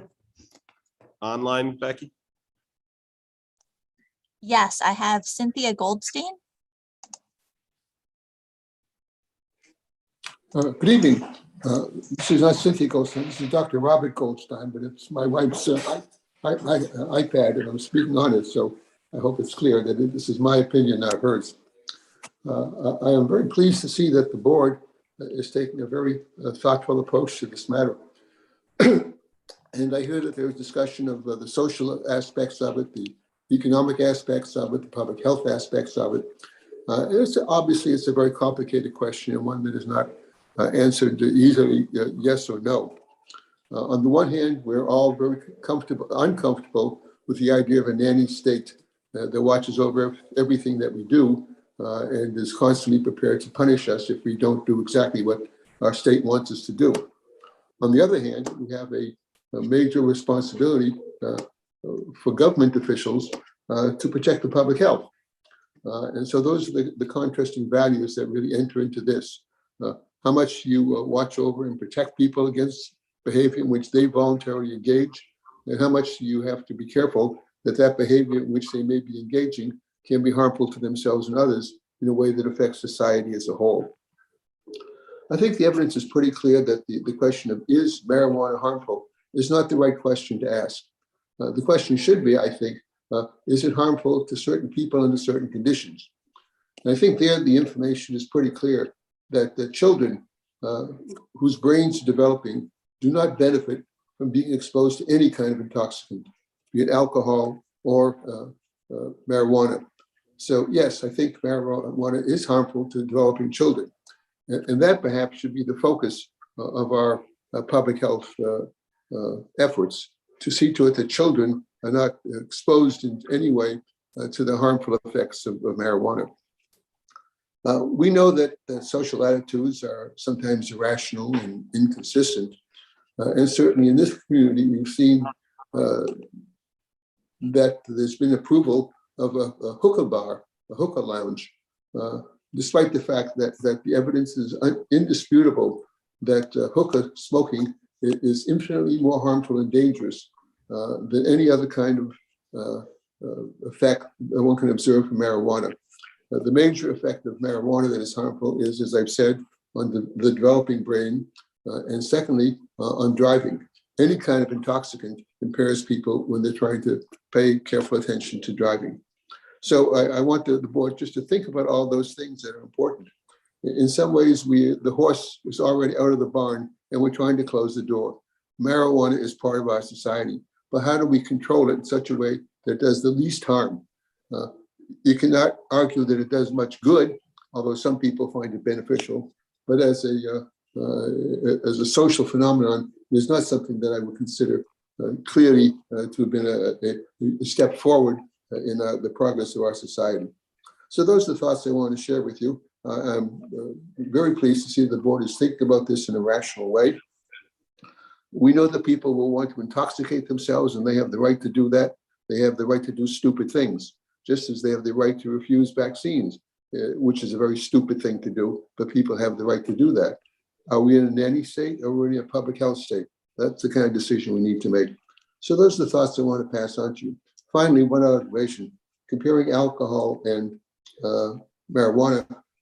Most recent data I've seen is that that alcohol is approximately 114 times more dangerous, results in 114 times more deaths per number of the population than does marijuana.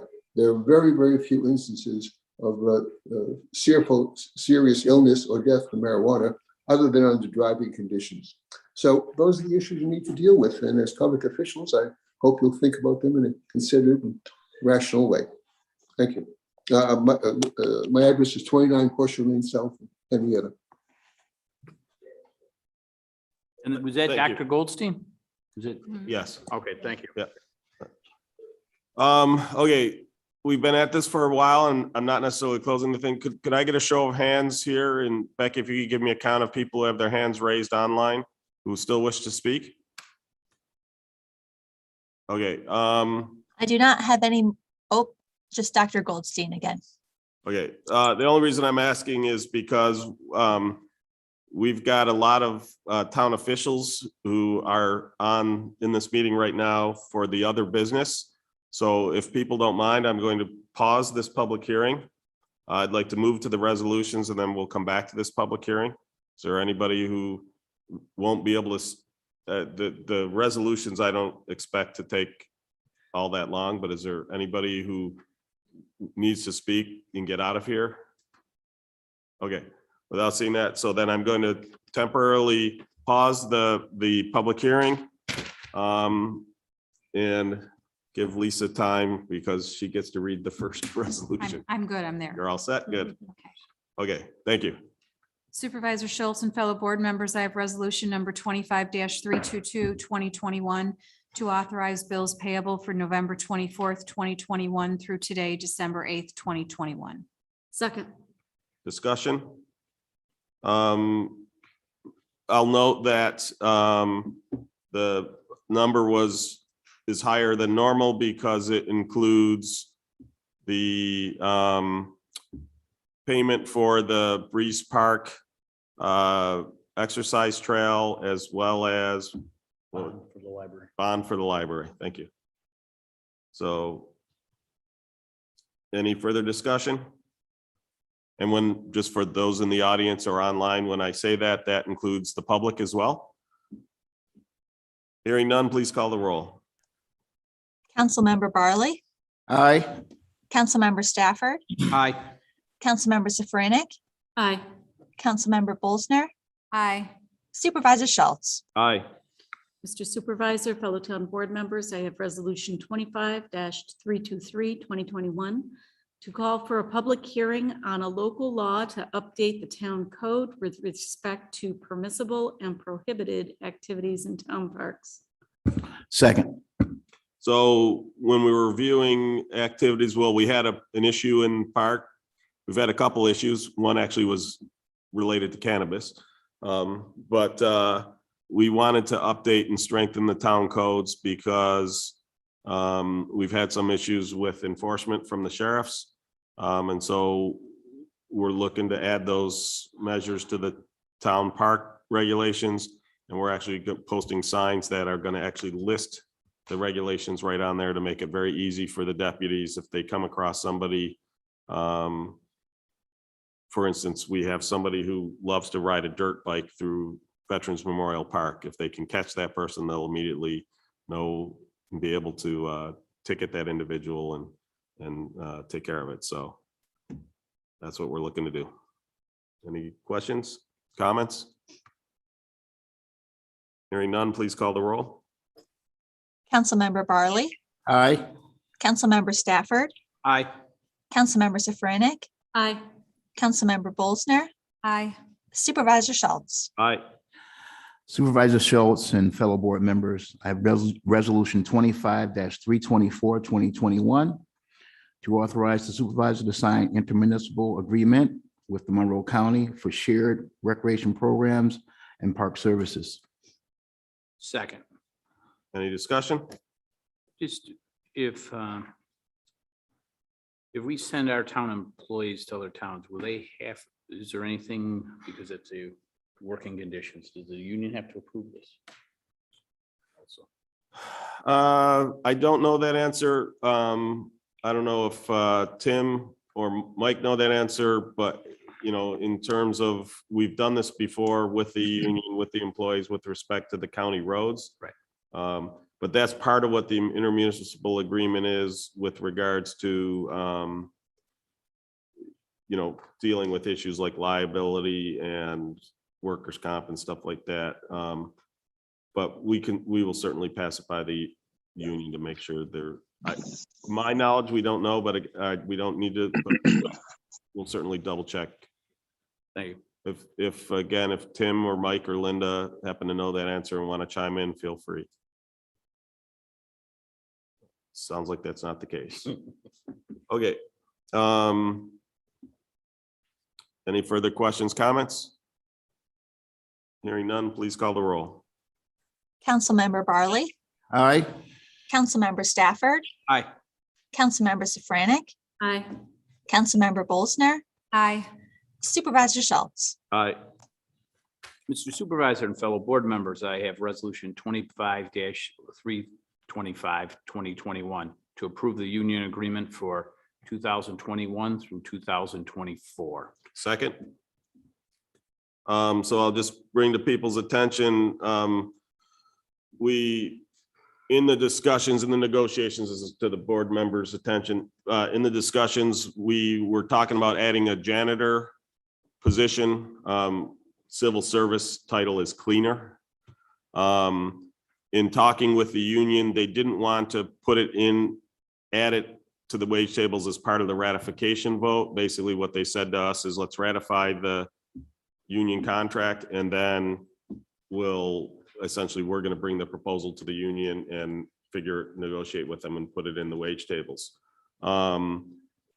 We originally were going to do that next meeting, but the Commissioner of Public Works, Mike Catalano, wants to get advertising out now so that we can have this position come January, have a bunch of applicants come January.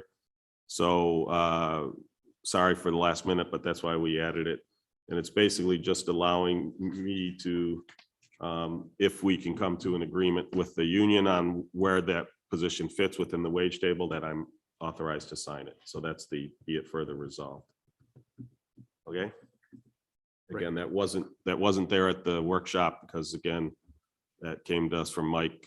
I think it was today. It might have been yesterday, but I first heard of it today. So this is additional to the contract that was just approved, obviously. Yeah, so in the union contract, in the new contract, we defined the procedures by which we could add new positions to the wage tables.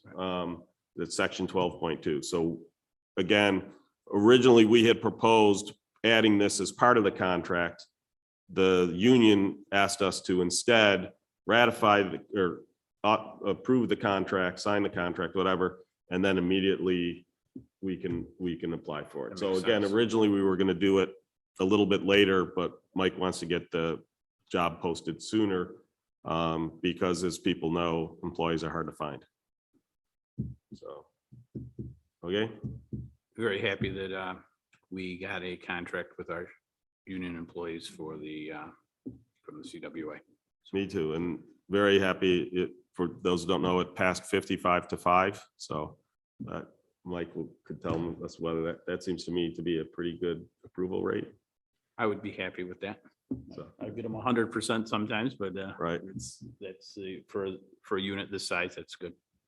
And thank you to you and Linda and everybody that worked so hard to finally get this together so that it did pass 55-5. That's Yeah. awesome. And I would like to add, when we say everybody, I'd also like to include the union side of union it, negotiating team also. Right. Yeah. especially the team at the town too. They've done a phenomenal job. I'd like to echo that. I know that there was a tremendous amount of work that went into this particular contract, and I just really appreciate the amount of energy and effort by all involved parties to bring it to this point and have it approved. Any further discussion? I like to commend our town, negotiations on both sides, our union, for actually bending both ways and getting this contract approved. It was something that I wanted to see done before I left the board. I'm very happy it's approved, and congratulations to all the employees. It's a good contract. And Rob, typically, the contract has traditionally required a second, in addition to supervisor, town board member.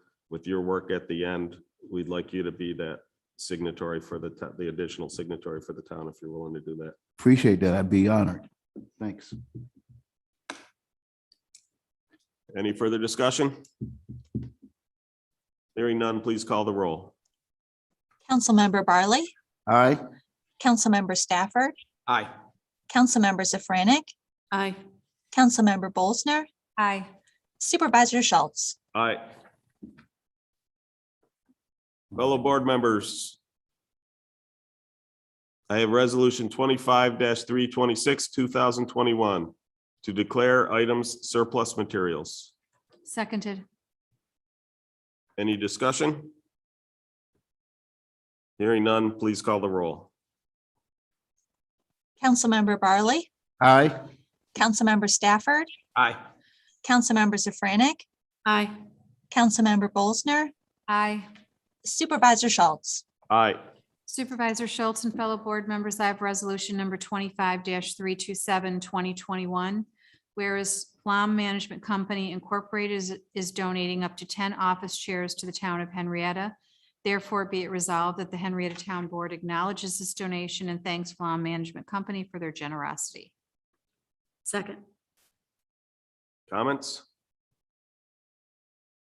Thanks. That's very nice of the management company to do that for a town. They seem like very nice chairs. Yeah.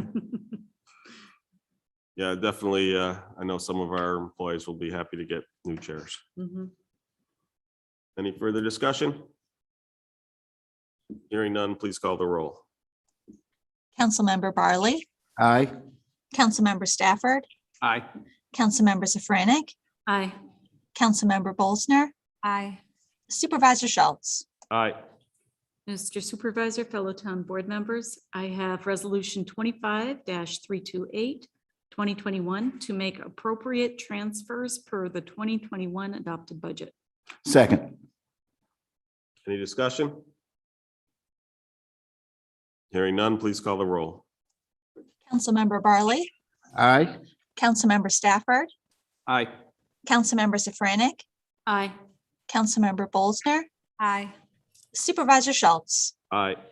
Fellow board members and Supervisor Schultz, I have resolution 25-325, 2021 to authorize the supervisor to accept the quotes from Mesner Metzger and Bar. Mesner Bar Company LLP for the 2021 town audits.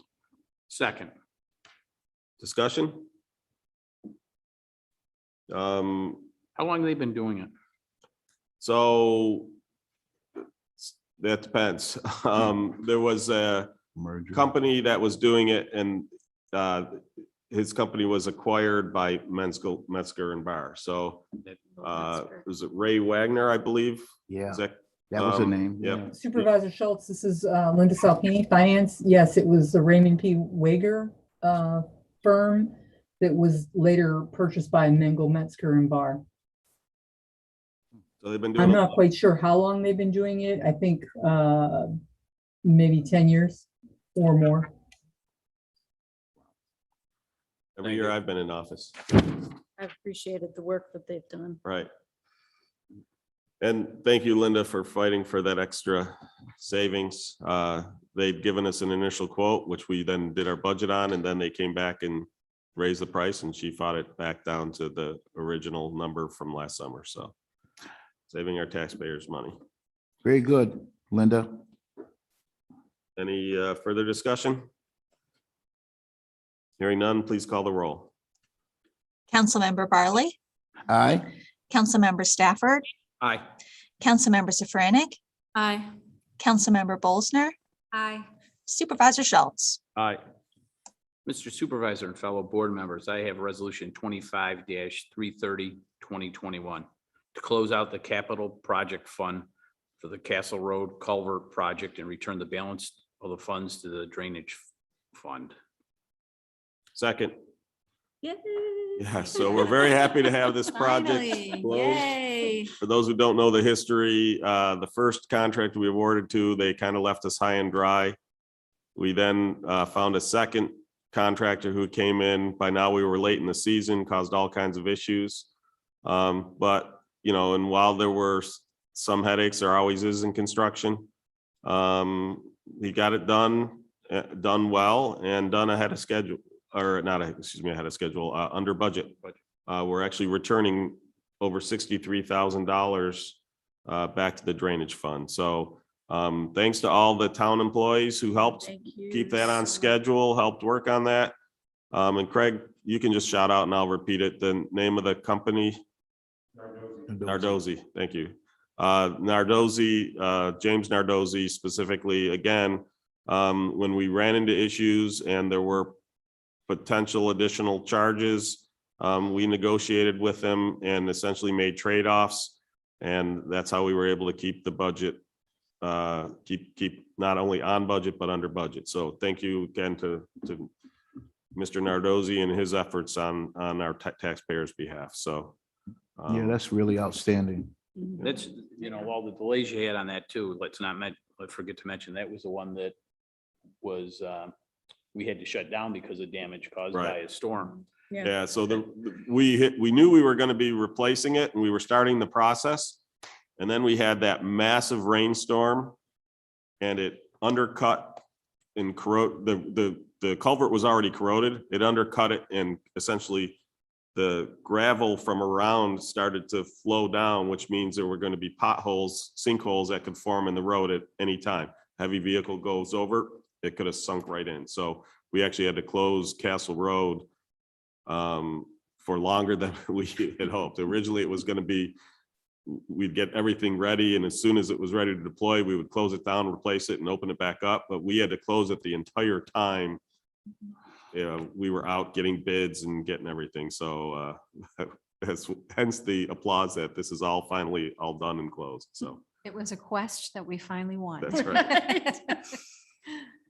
Any further discussion? Are you happy that's open now, Mrs. Brown? Some people were. Yeah, That's great. Some residents were glad it was closed for a long time yeah. too.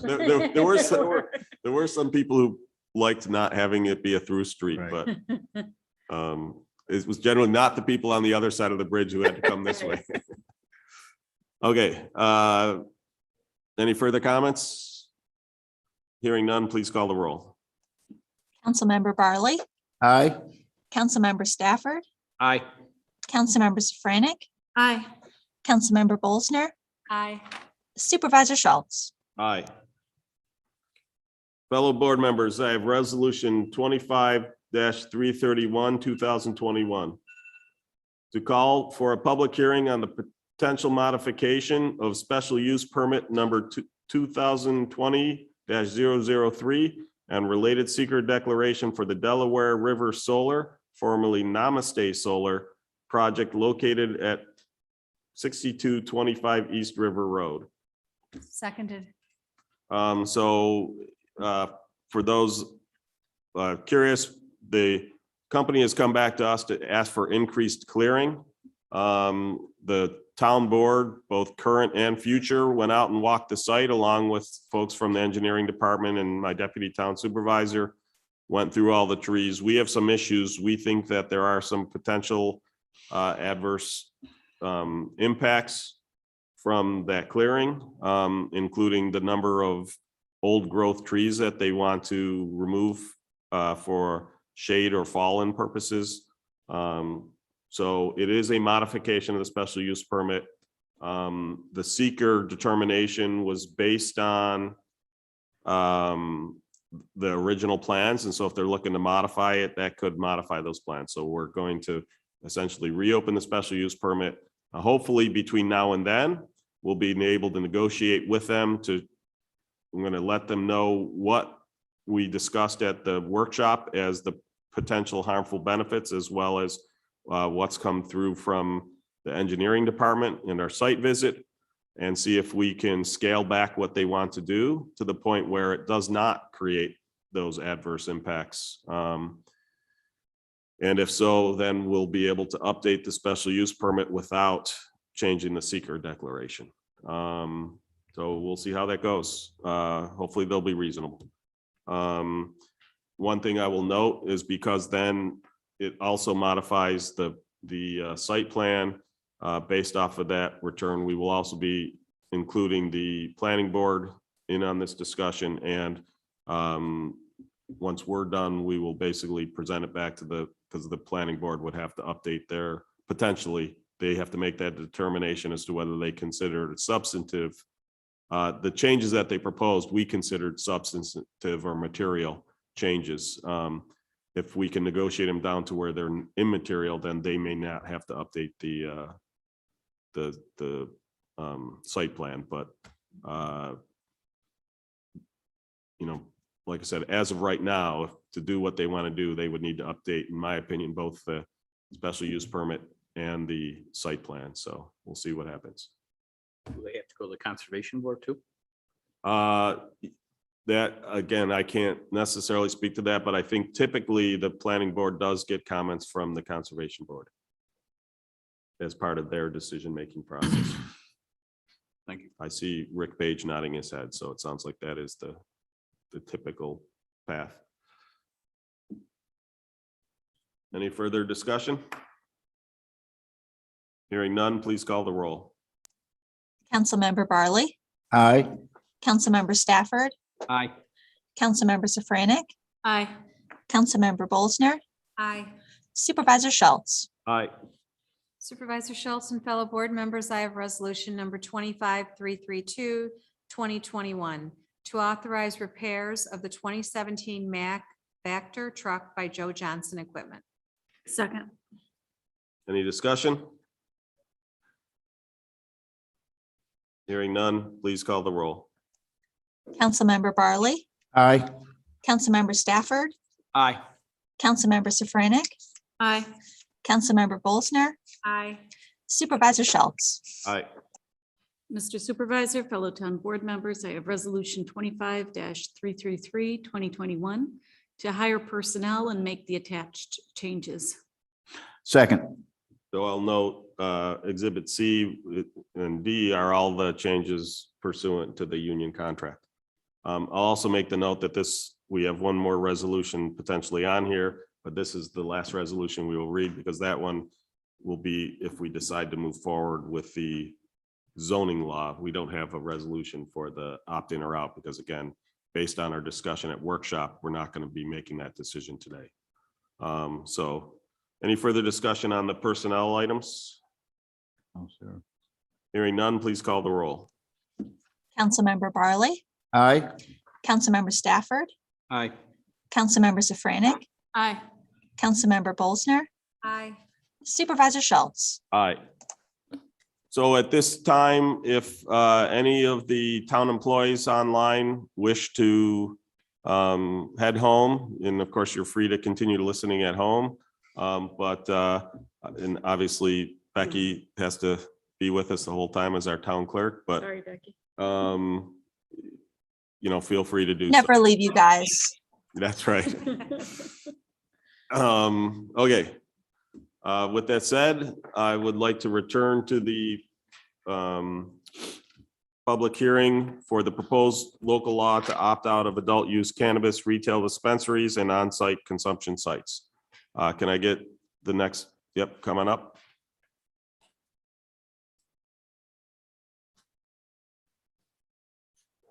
Jason Klemek. I am a resident of Henrietta living over at on Churchview Lane. I'm here in my individual capacity, but I also want to just note that I am the special counsel and leader of the cannabis team at Barclay Damon. And one thing that I don't want to retread anything. I support everything that Mary had said. The one thing that I did want to address that hasn't been brought up yet is the dispensary licenses. It seems to be from the state or from the Cannabis Control Board that they are aimed at social equity applicants. Primarily, social equity applicants are women, minority, service disabled veterans, disadvantaged farmers, and people who come from disproportionately impacted areas from cannabis prohibition. those do seem to be lining up to be the majority of dispensary owners. So enabling dispensaries in Henrietta would also be assisting those people who have been disproportionately impacted, service disabled veterans. I myself represent several services disabled veterans that are in the Buffalo area that are looking to open, businesses in that area. So there are a lot of communities that have been disproportionately impacted that will be benefited by allowing more municipalities to open those types of open dispensaries. Additionally, it is more jobs, so it's not just the tax revenue of the 3% that we get a piece of, but it's people coming here, it's moving here. These are well-paying jobs. Every cannabis business requires a labor peace agreement with the union. So these can be very well-paying jobs. Those are really the points that I want to discuss because they hadn't been raised often. But I believe it's very important to promote the social equity side of this because that was one of the big impacts of the law. Well, could you send me any of the details on that, the list of owners that you just spoke about? The social equity? Yeah, because that would be, like I said, I've been being approached by a number of, it's generally been the owners of, empty, currently vacant storefronts.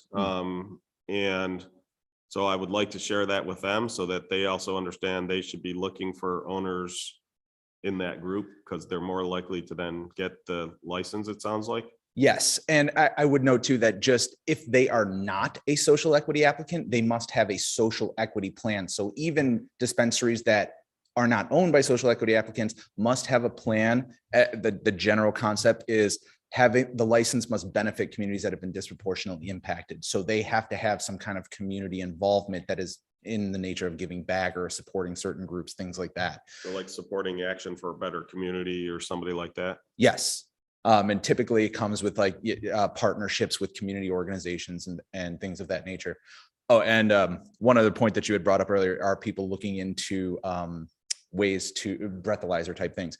There are actually local people that are starting to look into that. Some RIT graduates actually in optics, looking into maybe there's ways to track certain body movements and things like that. So research is being done. There is a cannabis research license that was created through the MRTA and funding from the state that will be going towards different types of research, but that would be included. That's great. Good to hear. Under the social equity part, you said disadvantaged farmers too? Yes. I mean, is that just for them as growers or is that distributors also? So they would qualify as a social equity applicant and could presumably apply to any of the licenses as a social equity applicant. And social equity applicant gives priority in licensing and certain other benefits. Okay, thank you. And you said that if they are not part of the social equity, those that you named, that they have to have a plan. Does that plan have to be directly within the community, like within Henrietta or within the county, or? It can kind of be, so there's two kind of ideas, particularly at the dispensary level. One would be the state approval. That's the big one. The social equity plan has to get kind of approved by the state regulators. However, because the town gets a say as to who locates dispensaries, the town can kind of put on that onus of, we want to see you give back to the local community as well. So it's great that you're helping at the state level or outside our community, but we want to see it within the community as well. And so the town can absolutely have that kind of input. But So Jason, if I'm thinking outside the box, I got a social equity applicant, they don't have the money, but I want to be a partner with them. We put a plan together. What type of business would I set up? Would I set up an LLC to do this with this plan, with this person that's social equity based? So absolutely, as a dispensary and as a tax lawyer, it looks like C Corps are actually better. Okay. Just throwing it out there. But yes, so absolutely, you can do that. The social equity applicant has to be a over 50% owner. Okay. But multiple social equity applicants could hit that number, meaning, you could have two women who together own more than 50%. That Gotcha. is a social equity applicant. You cannot have interests in other licenses. So somebody who is a cultivator who is not a social equity applicant couldn't fund the social equity applicant license. But the state is creating grants, low cost, no cost loans.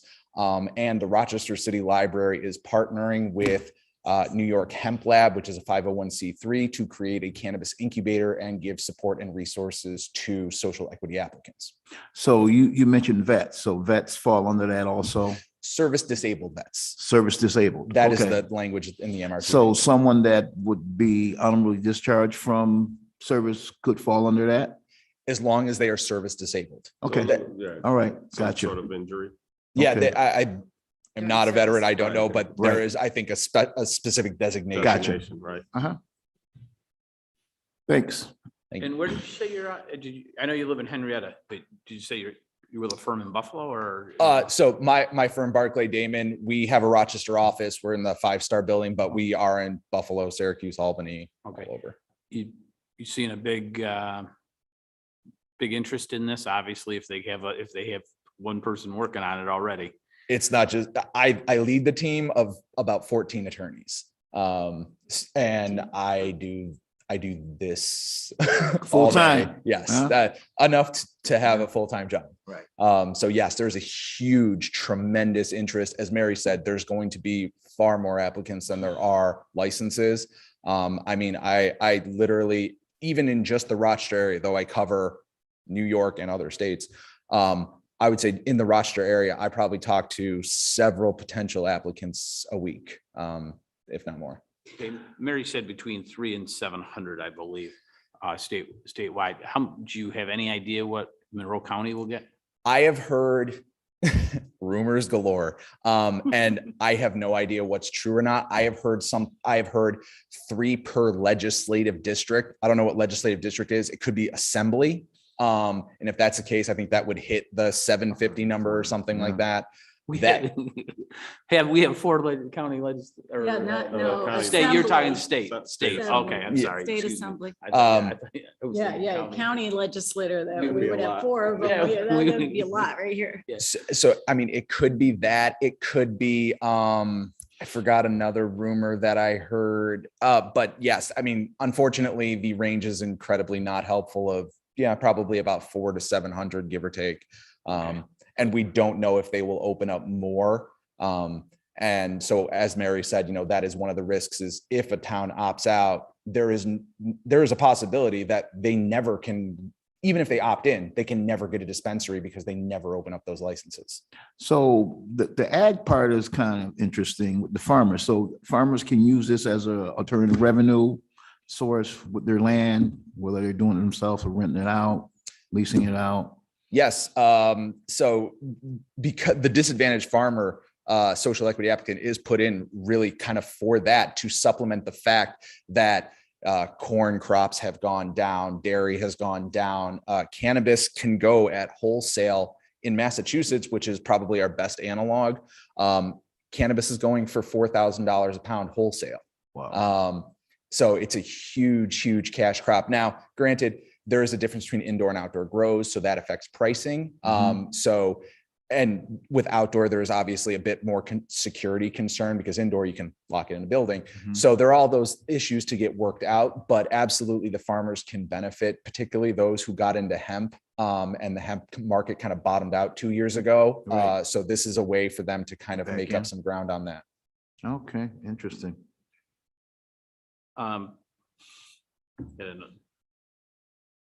I'll wait a minute on this. I might have a question in a minute for you. I'm good. Anyone else? Well, I was just, my understanding is that we don't have any say over the agricultural part of it. But do we know that there's any regulation or anything like that that's happening with the agricultural aspect of it? There will be, Will be, okay. but you're correct. I mean, it's the municipalities only get to deal with retail in terms of opt in, opt out, wholesale, cultivation, processing, distribution, all of that is outside the bounds of the opt-out. We are waiting on the regulations. We don't know. I have heard rumors, again, it's like how many licenses. It's a range that is incredibly unhelpful. Anytime between January and September of next year, we'll get draft regulations. And then there's gonna be a public comment period of probably 4 to 5 months. The Cannabis Control Board member Tremaine Wright, several weeks ago at an event downtown, stated that she foresees licensing beginning in 18 months, and that was from about October. So that is her time frame. I don't know if that is shared by the rest of the board, but that's kind of what she threw out there. So, you know, we would be targeting maybe 2023, it looks like, for potentially legal sales. That could even push into 2024, depending on if the state continues a slower rollout. So we would not be looking at any dispensary licenses or any of the consumption site licenses for at minimum a year. I think, yeah, under any circumstance, I think a year, anything before a year is incredibly unlikely. And then you start to get a little bit more murky. But I mean, I think it could be possible to say that even 2 years, we might start to see sales. So yeah, I think that's probably accurate. One of the things I was wondering, and I don't know, maybe Mary would be better suited to answer. Do we have anything that we can look at, any models that we can look at in terms of what the consumption sites may potentially look like? So are there any other locations or places that, as currently Mary do this? said, it's tough because New York is one of the only states that kind of did it. Mhm. Nevada is bringing them online, but they are not open yet. And I think they're aiming for one right now. Anything in Canada, do we know that? I am not aware of Canada. Mary might know more than I. Hold on. Sorry. Please come up to the microphone and speak. Yeah. We need that for the minutes. I can't remember which city in California it is. I want to say maybe San Francisco, but they did pass local legislation to allow for on-site consumption. So I think it's really limited there, but I could look and see what I can find. But from a state level, New York is the only one that has allowed it. Anything up in Canada that you're aware of or anything along those lines? I know that they do have them in Canada, but I'm not super familiar with what it looks like there. But I can look and see if I can find anything. Yeah, I'd appreciate it. I guess my only thinking was what would the actual physical structure look like and the distribution, that kind of thing. So thank you. I think lounge, whatever that kind of conjures, that's the language they've been using. So that's, I think, the best we can do right now. So if I'm a client, what are you projecting that this revenue might generate in a town, in a city? I mean, it's very hard to tell. It's based on populations. It's based on opt-ins and opt-outs. The city is opted in. Let's just take the city. So what I have heard, and again, rumor, the illicit sellers who are gifting, let's say, not legal, but opening, operating in broad daylight.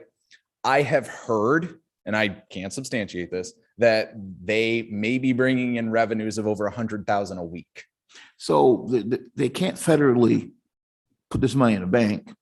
They can't use it to buy a house for income. So when will federal laws catch up to allow that? Let me grab my crystal ball. There you go. The Safe Banking Act didn't even pass. So the federal government isn't even willing to deal right now with allowing banking. So, I mean, Senator Schumer introduced his Cannabis Administration and Opportunity Act, and that seemed dead in the water when it was released.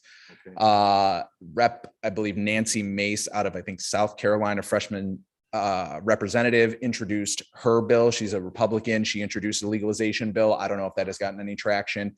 I personally put federal legalization out at least 3 to 5 years, maybe longer. I think the first step is banking. But being that it's federally illegal, the states or the Department of Justice has pretty much taken a hands-off approach. If you are compliant with the state laws, then they will not prosecute. And therefore, you can use that money to do anything you normally do with money. The only issue is really federal taxation. You get denied a host of deductions and you can't bank. And even the banking can be solved. I do have contacts with certain banks who will do cross-border banking and things like Swiss that. bank accounts almost. Well, we know HSBC will launder drug money, so. We strike that from the record. No, well, they were hit with a massive fine for laundering drug cartel money. I don't know if you remember. Wow. Massive fine. Well, like, these aren't gonna be drug cartels. I understand, but These are legitimate business owners. I who will not understand be it. Gifting. I understand it. Yeah, hopefully they'll at least, the feds will take, like I said, the first step of decriminalizing it so that it becomes a state. Don't legalize it, just decriminalize it so it's now up to the states. We'll see. I don't have a whole lot of faith in our federal government right now. And it's not an individual party, it's the two parties warring with each other, not basically not seeming to put the country first, but instead putting their parties first. So we'll see. The other question I did have was, do you know if this board, the town board, will have any jurisdiction over the Genesee Valley market, regional market? It's an agricultural market, and not sure if we could restrict cannabis sales there or not. I mean, they all have to be licensed. So any sale of cannabis to be legal must be pursuant to a license. So if there's no license, it's not legal. But that's the state, yeah. So I mean, Mike, I do know they're immune to our zoning laws.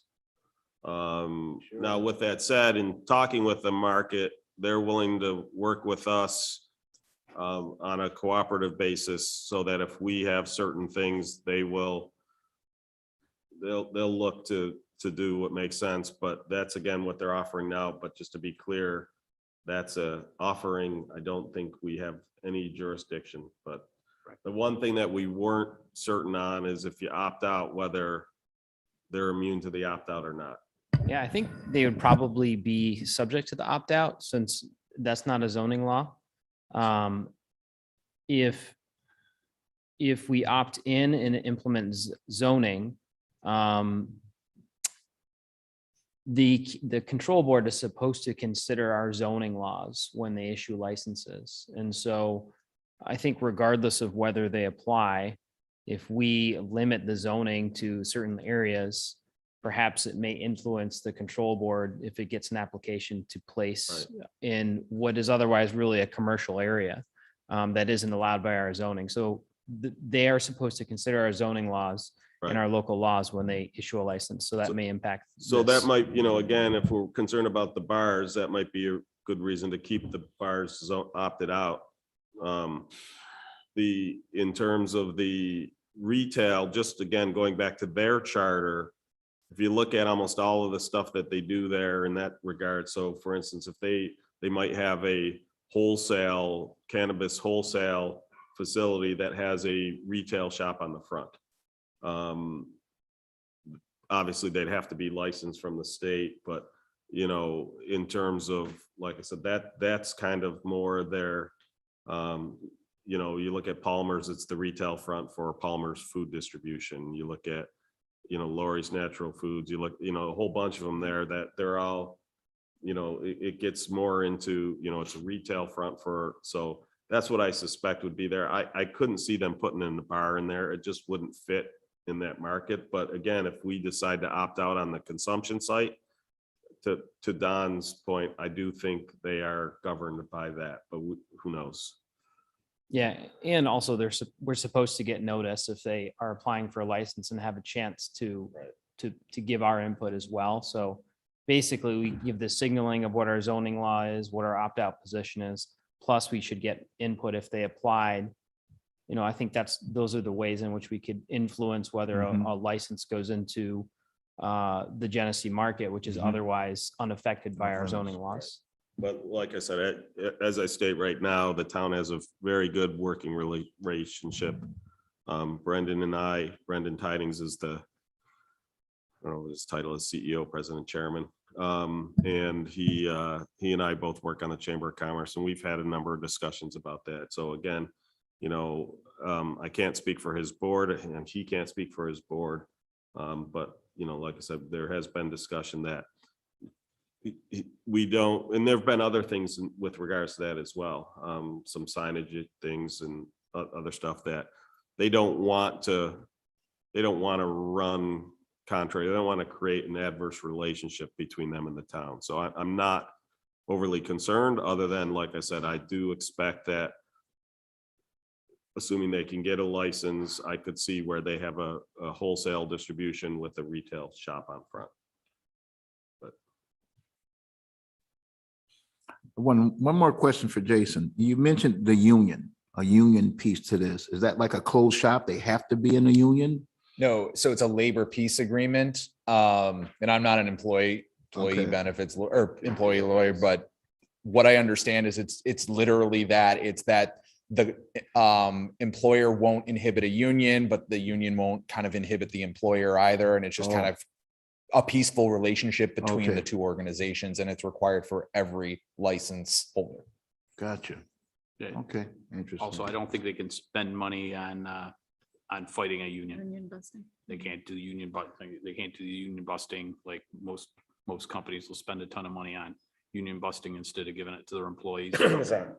Sorry. During my throat.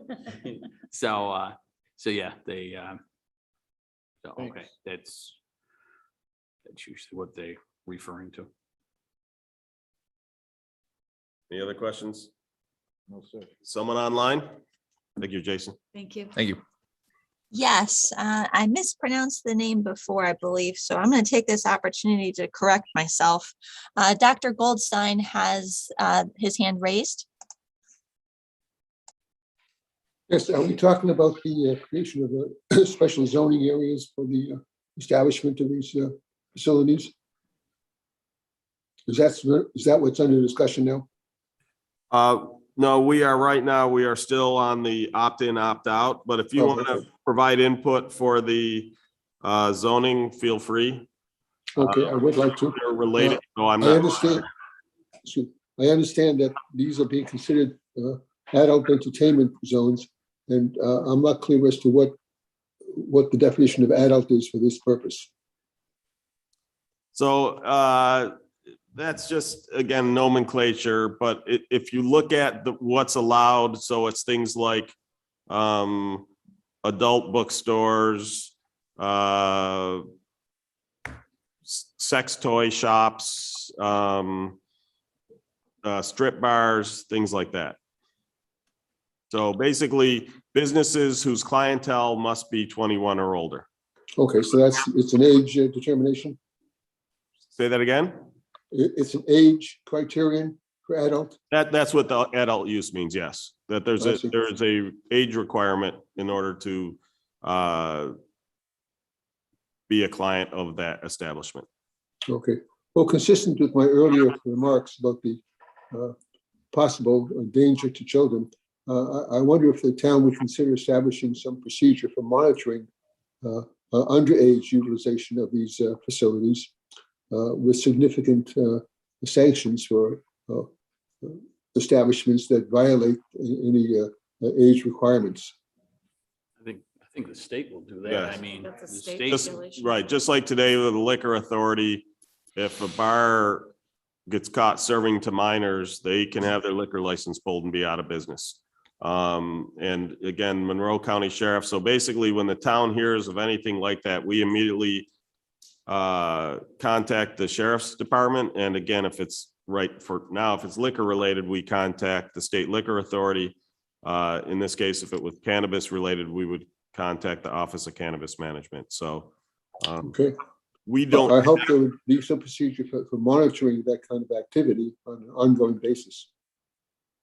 We do not have police force by which we can do that, but we'll look into that. But like I said, we've typically done that in cooperation with other agencies. So if our code enforcement officers hear of anything, they immediately report it to the proper authorities.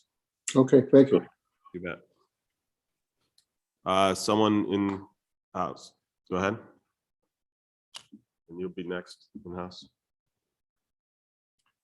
Number one, I want to thank you, the board, Steve, and everybody behind the wall that does such great work for the town of Henrietta, including those funny people coming out of the speakers from time to time.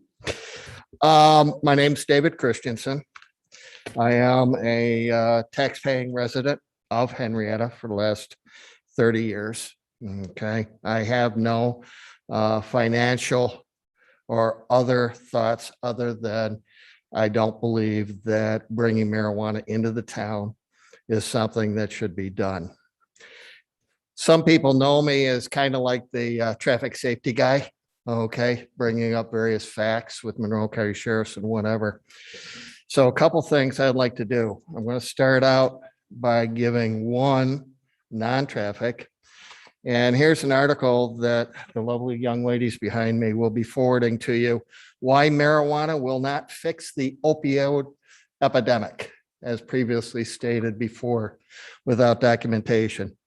This is Kenneth Finn, MD in Colorado, and they'll be sending that article to you, that the fact that marijuana will not fix opioid problems. My situation here is also to state that it was stated up here earlier that getting high would not affect driving and accident rates. And I'm going to bring up two things that we've had in the last 10 days here. Just arrested a gentleman that killed a 16-year-old from Penfield, hit and run back in October. They just arrested him. And they are arresting him and they are charging him that he was high on marijuana when he did that and he ran. The second one is in this last week, another gentleman decided to go through and hit a Rochester City police car while high on marijuana. I'm sorry, if there's somebody you're going to hit, you don't want to hit that police car. One of the studies that I brought up here is from the Insurance Institute Highway Safety of America. And they just did a study, and I'll just quote quickly. Crash rates spiked with the legalization of recreational marijuana use and retail sales in California, Colorado, Nevada, Oregon, and Washington. A study by the Insurance Institute for Highway Safety and others by affiliated Highway Loss Data Institute show. I will forward that to you. Do you know if they studied other states as a control group? I didn't read the whole article, but when that comment was made, I said, that doesn't jive correct with. To be fair, right, I don't think they were saying that there weren't accidents caused by people being high. I think they were trying to say that there's people already high today. Spiked. Right, yeah, their claim was that it didn't increase, not that there weren't, just to be fair. I don't think they were saying that nobody ever gets in an accident who's high. They were saying that there, because there's already current consumption. I understand yours refutes that. I'm just making, because they said after it was legalized, it spiked. Right. So it did come up. Like I said, I'd be curious because, so for instance, crime has spiked after it was legalized. Well, crime has spiked all across the country in states that it didn't legalize. So that's what I'd be curious. I would hope the study did some control groups for what comparing it to the national average is my. I will go through and I will investigate that for you. Yep. Along with that in this and send it to the board. Perfect. Okay. And that way document instead of, I have a little That's why problem. I've asked her for her studies as well. Yep. You got to back it up with facts and go from there. In this case, one of the things that was brought up time and time again, and this is kind of a counterpoint on my part, is the fact revenue was brought up 7 times. Revenue. And then with Barb, up there. Basically, one of the things was said, well, what about the cost of the town? What about the cost of the town? Okay. Well, it's not only the cost to the town where somebody may be high, somebody may consume on site and then try and drive home to a different town or a different city here. It's the personal loss. So you get in an accident. Doesn't cost the town anything because Monroe County Sheriff's goes out there. The ambulance is already paid for. But what about the personal loss of the family going forward? What if you had a hit and run? What if you had another fatality on Calkins Road based on somebody that had gone high? Okay, can they get marijuana in other towns? Yes. But do we want to promote the fact that we have it here? Dispensaries are one thing. On-site consumption is absolutely insane. Okay. And one of the things, on-site consumption, if the Monroe County Sheriff's, the town, the other enforcement groups that we may or may not have in the future catch one of these dispensaries with people sitting out in their parking lot token down, okay? Do we have something like the city of Rochester in effect, where if somebody finds them 5 times, they're shut down for a month? Or if somebody finds them 10 times, they're shut down permanently. They do not have the ability to do business here. We don't want them sitting in the parking lot or going over to Marketplace Drive, you know, getting high and then driving home to their family and hopefully not get hit. You know, these are things I ask you to consider. A couple other things is the fact that we just had a situation in Michigan where the fact the parents went out, bought a very lethal firearm and left it literally in a drawer from what has been documented. Okay, what would happen, okay, in our town, somebody from Henrietta goes to a dispensary in Henrietta, takes it home, and little Bobby finds it in the drawer. Okay, get very, very ill or start a very, very bad habit. It's a situation where it's been proven, and matter of fact, it was discussed in this room, where at RIT, there are a group of 4 or 5 students, you know, they all used, but one used on a very high level. 4 of them are productive parts of society. One didn't do quite so well, and that was right here. So, you know, we've got to take a look at what is going to happen. Is this stuff going to get to the students of Rush Henrietta? What protections are there, whether a Monroe County Sheriff or town, do we have that this stuff sitting in a drawer, such as your gummies, okay, be by kids where they end up in the hospital? Okay, so enforcing special use. Okay, the other thing looking at here, it's a cash business. With the escalating level of crime within Henrietta, Monroe County Sheriff's Department seems to be rather weak, not only enforcing the traffic side of it, but also, you know, catching this. Then catch and release has been another major problem. Okay, so it's a situation. Now you have a cash business, which is prone to things such as embezzlement. You know, you find people with cash type businesses being arrested because of that. You go in, okay, let's go that $100,000 a week that they said. You know, is there an opportunity for an illicit employee to start pocketing that embezzlement? Number 2, because of the higher crime rate in the town, and again, by no, the town board and the town employees have not caused that in any way, shape, or form. It's the Monroe County Sheriff's Department.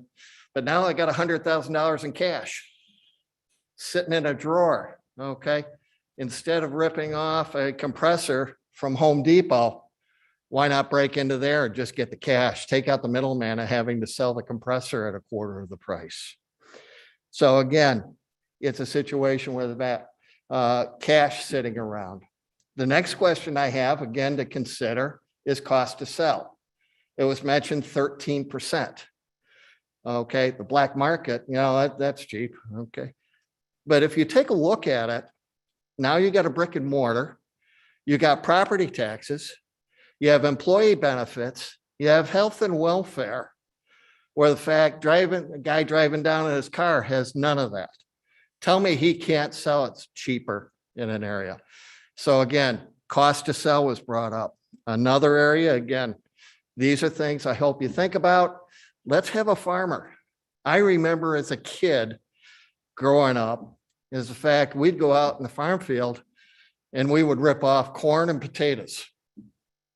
My parents didn't like corn on the cob, but I loved it. So in fact, I would go out in the farm field, rip it off, cook it when they weren't home. Okay. So my question here is, I'm sending a text to the Monroe County Sheriff. They may not be Wait, so wait, wait. weak on this one. it was Onondaga County. Oh, Okay. statute of limitations. Yeah. And it was in Skaneateles. I don't know if there are any thieves in Skaneateles or not, but yeah, Not anymore. I took the corn especially. But my question here is, now you got cannabis growing on farmlands in Henrietta. Will you require those farmers to have any level of security for people like Dave going in and cutting their own? So to answer your question, that's a state. That's Ags and Market. They trump us all day long. This opting out does not stop any farming.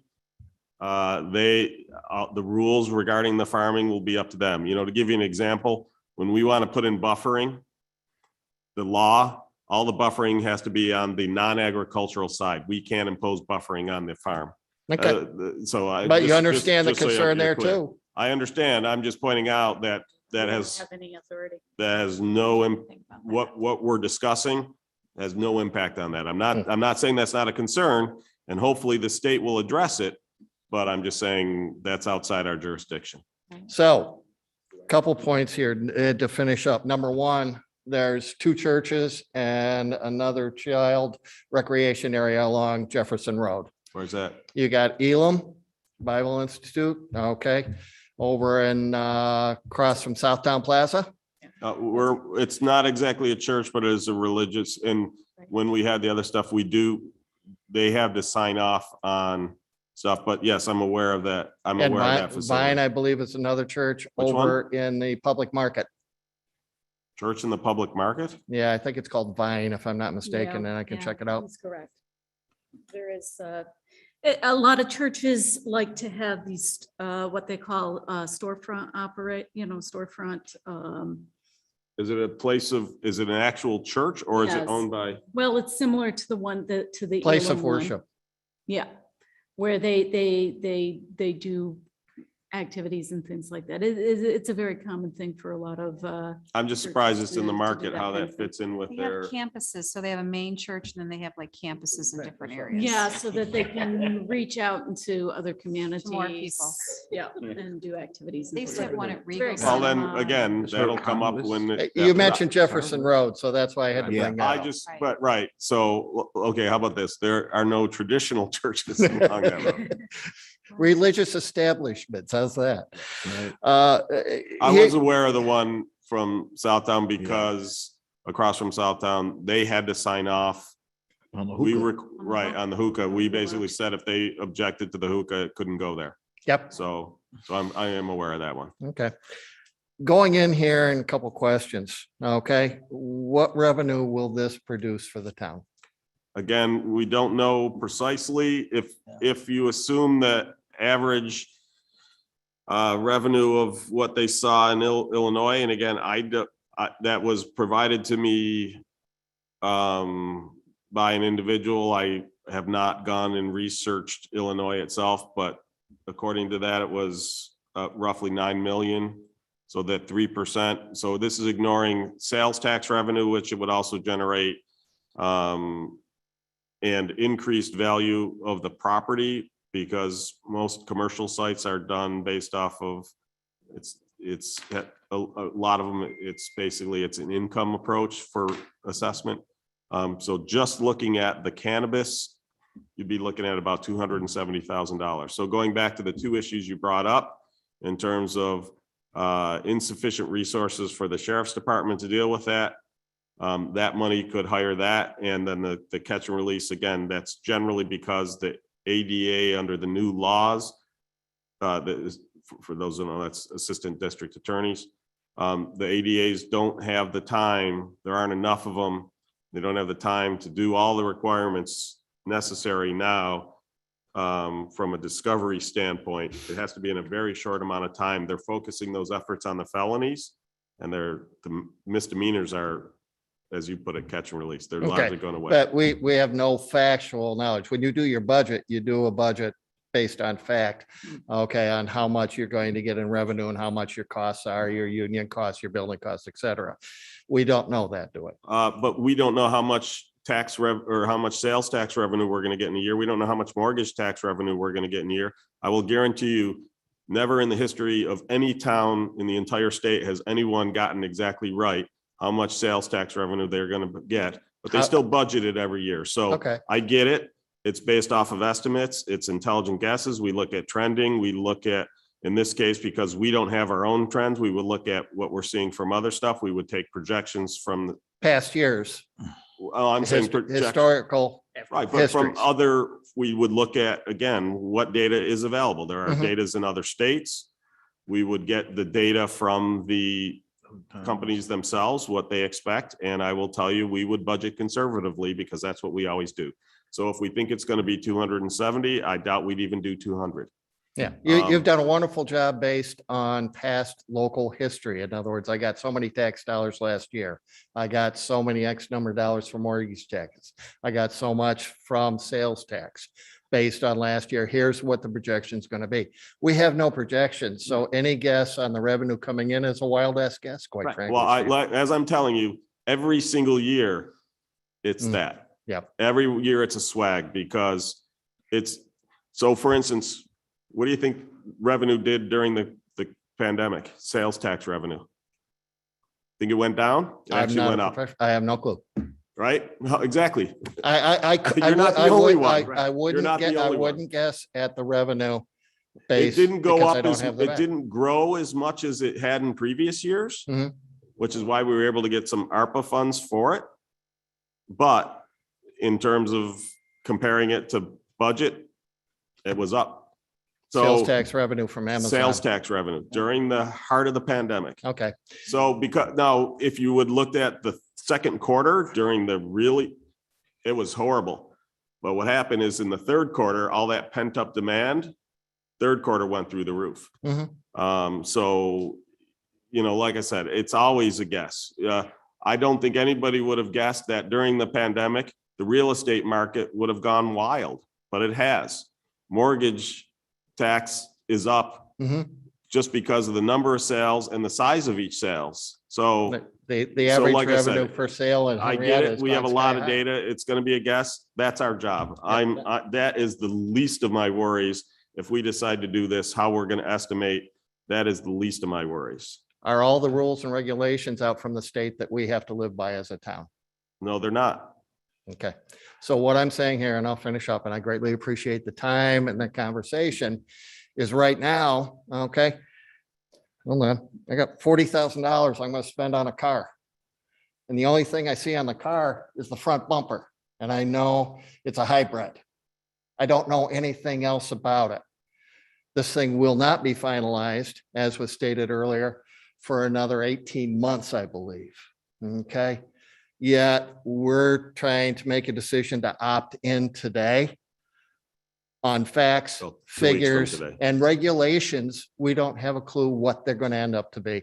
And that I have a problem with. And I understand that, but I will also point, we have 18 months to get our laws in order to be able to deal with it.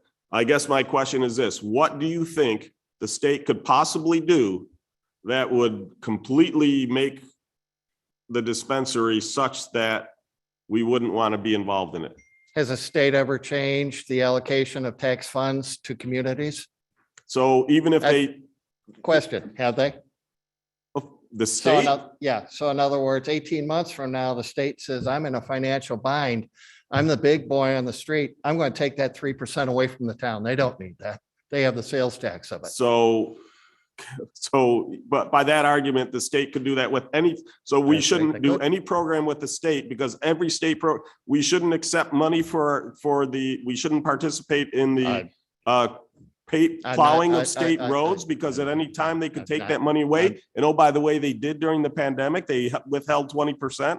Yep. So I mean, that's not a valid argument in my point, in my view, because again, the state can do that regardless of whether we opt in or whether we opt out. The state, by your same point, could say, you know what, we're going to ignore opt-outs. But the difference with that, Steve, is if you opt in, you can't get out. You're understand caught that. with laws and You're rules missing that my- have not been written yet. If you opt out right now, you can go back in after you get a better picture of what is going to happen in our future. So again, I'm asking you the question, and I don't want to hear about the state could change the rules, because the state could change the rules, including whether we are allowed to opt out. Okay, so what do you think? We always talk about these regulations aren't done. I'm just curious. So again, from the bar, we get it. Nobody's ever seen a bar before. Not arguing that. I'm just talking dispensaries right now. What could they possibly say in the dispensary that would make us want to change our code? Rules and regulations of Like? employment, they can hire anybody, even with a criminal record there. Can they do that? Do you want somebody with a criminal record standing by dispensing Well, cannabis? Can people with a criminal record dispense firearms, alcohol, dangerous tools? Yeah, don't, Can people with criminal records work in schools? well, So- I'm asking the town, So do my, not make the decision on what if I understand. somebody wants to fire a gun or drink or do that. Let's sit back and opt out until such time as we know what the entire picture is. Because right now you're trying to make decisions on rumor and what ifs. And I Yeah, thank you so much. That's fine. Thank you for your input. I'll just point that, like I said, in no way does any of us, if we decide to opt in, consider our legislation to be done. And as rules change, we will modify our legislation. That's the way I look at it. Thanks, David. As far as I see, like, how much revenue, that depends on how many other towns opt in or out. I mean, if Henrietta was the only town in the county to opt in, Well, we'd be the fifth at least. well, right. If But- I, oh, I'm sorry. If we were if we were one of a few, obviously the revenue would go up, I believe. Right. But the one guarantee I know we would have on revenue, if we opt out and never get in, we will get zero. That's one that's. I was just gonna say, I think there's a couple of other residents that are anxious to. Yep, I understand. say their Absolutely. piece and, Yep. Do we have someone online? All of our virtual audience has their hands lowered, so Okay, great. not at this time. We have one in the back, yeah. Person in the back?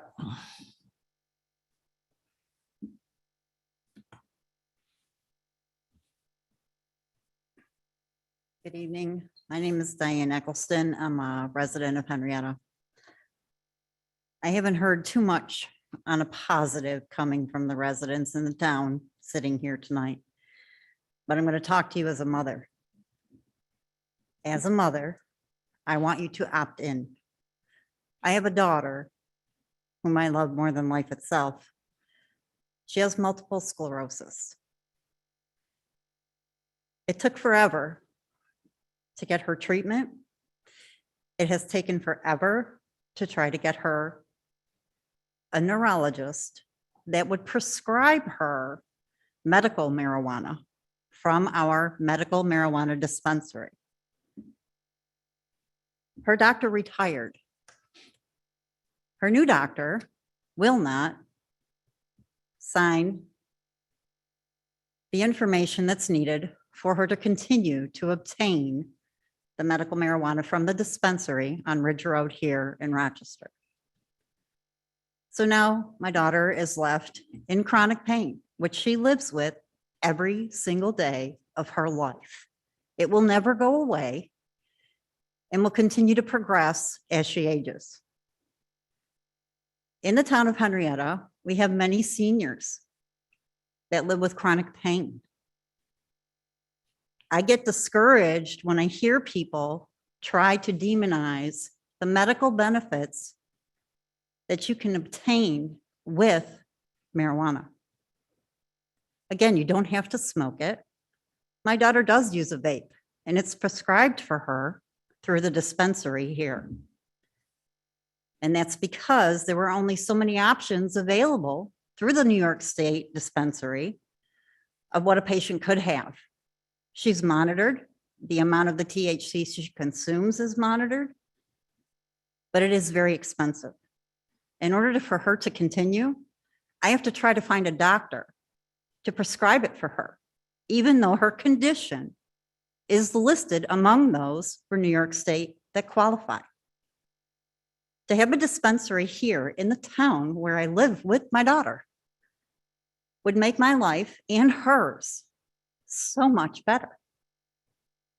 I think about, I have family members that have rheumatoid arthritis that have tried marijuana to help them sleep. They're not out driving around. They're not partying. They're not smoking joints, getting ripped. Marijuana is already in this town, whether you want to admit it or not. The students of Rush Henrietta also partake, whether you want to acknowledge it or not. And I'm not saying all of them, but there are some. My children graduated. I have 3, and they all graduated from Rush Henrietta. I know that this is a difficult subject to handle. What I don't want to see happen is that you opt out and then you can't opt in. For the simple reason that, yes, the number of licenses that will be issued are going to be limited. They were limited when people were applying to open an actual medical dispensary. If you look at the number of medical dispensaries that were allowed in the state of New York, there weren't that many. The same thing will hold true with these dispensaries. As far as allowing a consumption on site, I really don't have an opinion. I don't. I wouldn't be frequenting it. My daughter would not be frequenting it. I just wanted to take that minute and remind you that there is another side to this. There are people that suffer. There are cancer patients that suffer extreme nausea. My son's girlfriend just went through treatment for lymphoma. Excuse me, the chemotherapy made her sick. The only thing that calmed it was a little bit of cannabis. So between young people, old people, people that suffer from chronic illness, people that are dying, there's another aspect here that I just want you to take time and think about. Try not to be so pessimistic. Try to keep an open mind. Try to do that research. That's all I wanted to say. Thank you. Thank you very much. Thank you. Diane, thank you very much. Next. I had a question for Diane. Oh, I'm sorry. Just one. I'll be brief. Very sorry to hear about your daughter suffering with MS. My wife works at an infusion site, strong with MS patients, so I know how that can be. Yes, And I do take that into consideration. thank you. Does she need a license to get this, or is it just by the doctor? The doctor has to approve it. He has to fill out paperwork with the state of New York in order for her to receive, she actually has to pay for it. It's a card, it's a medical Yep. cannabis card. And she has to have that with her when she goes to the dispensary. The doctor also indicates the amount, the ratio of THC for what he thinks would be appropriate for her.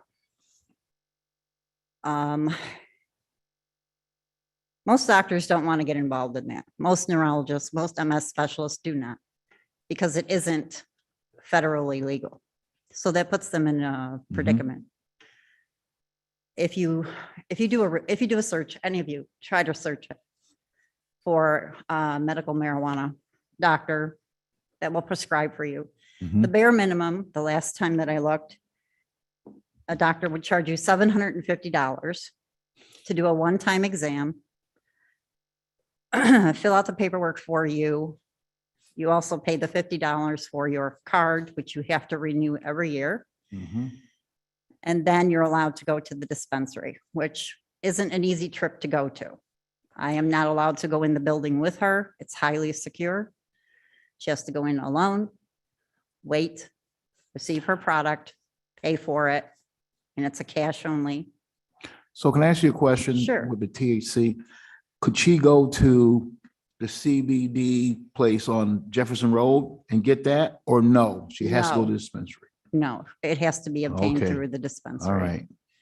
Okay. Yes, well, if, and I did hear the She bought the discussion about t-shirt? the T-shirt. I'm sure if she bought a T-shirt, she probably could get what she, So my question is this, I really do believe that those places will get licenses and do dispensing for cannabis also.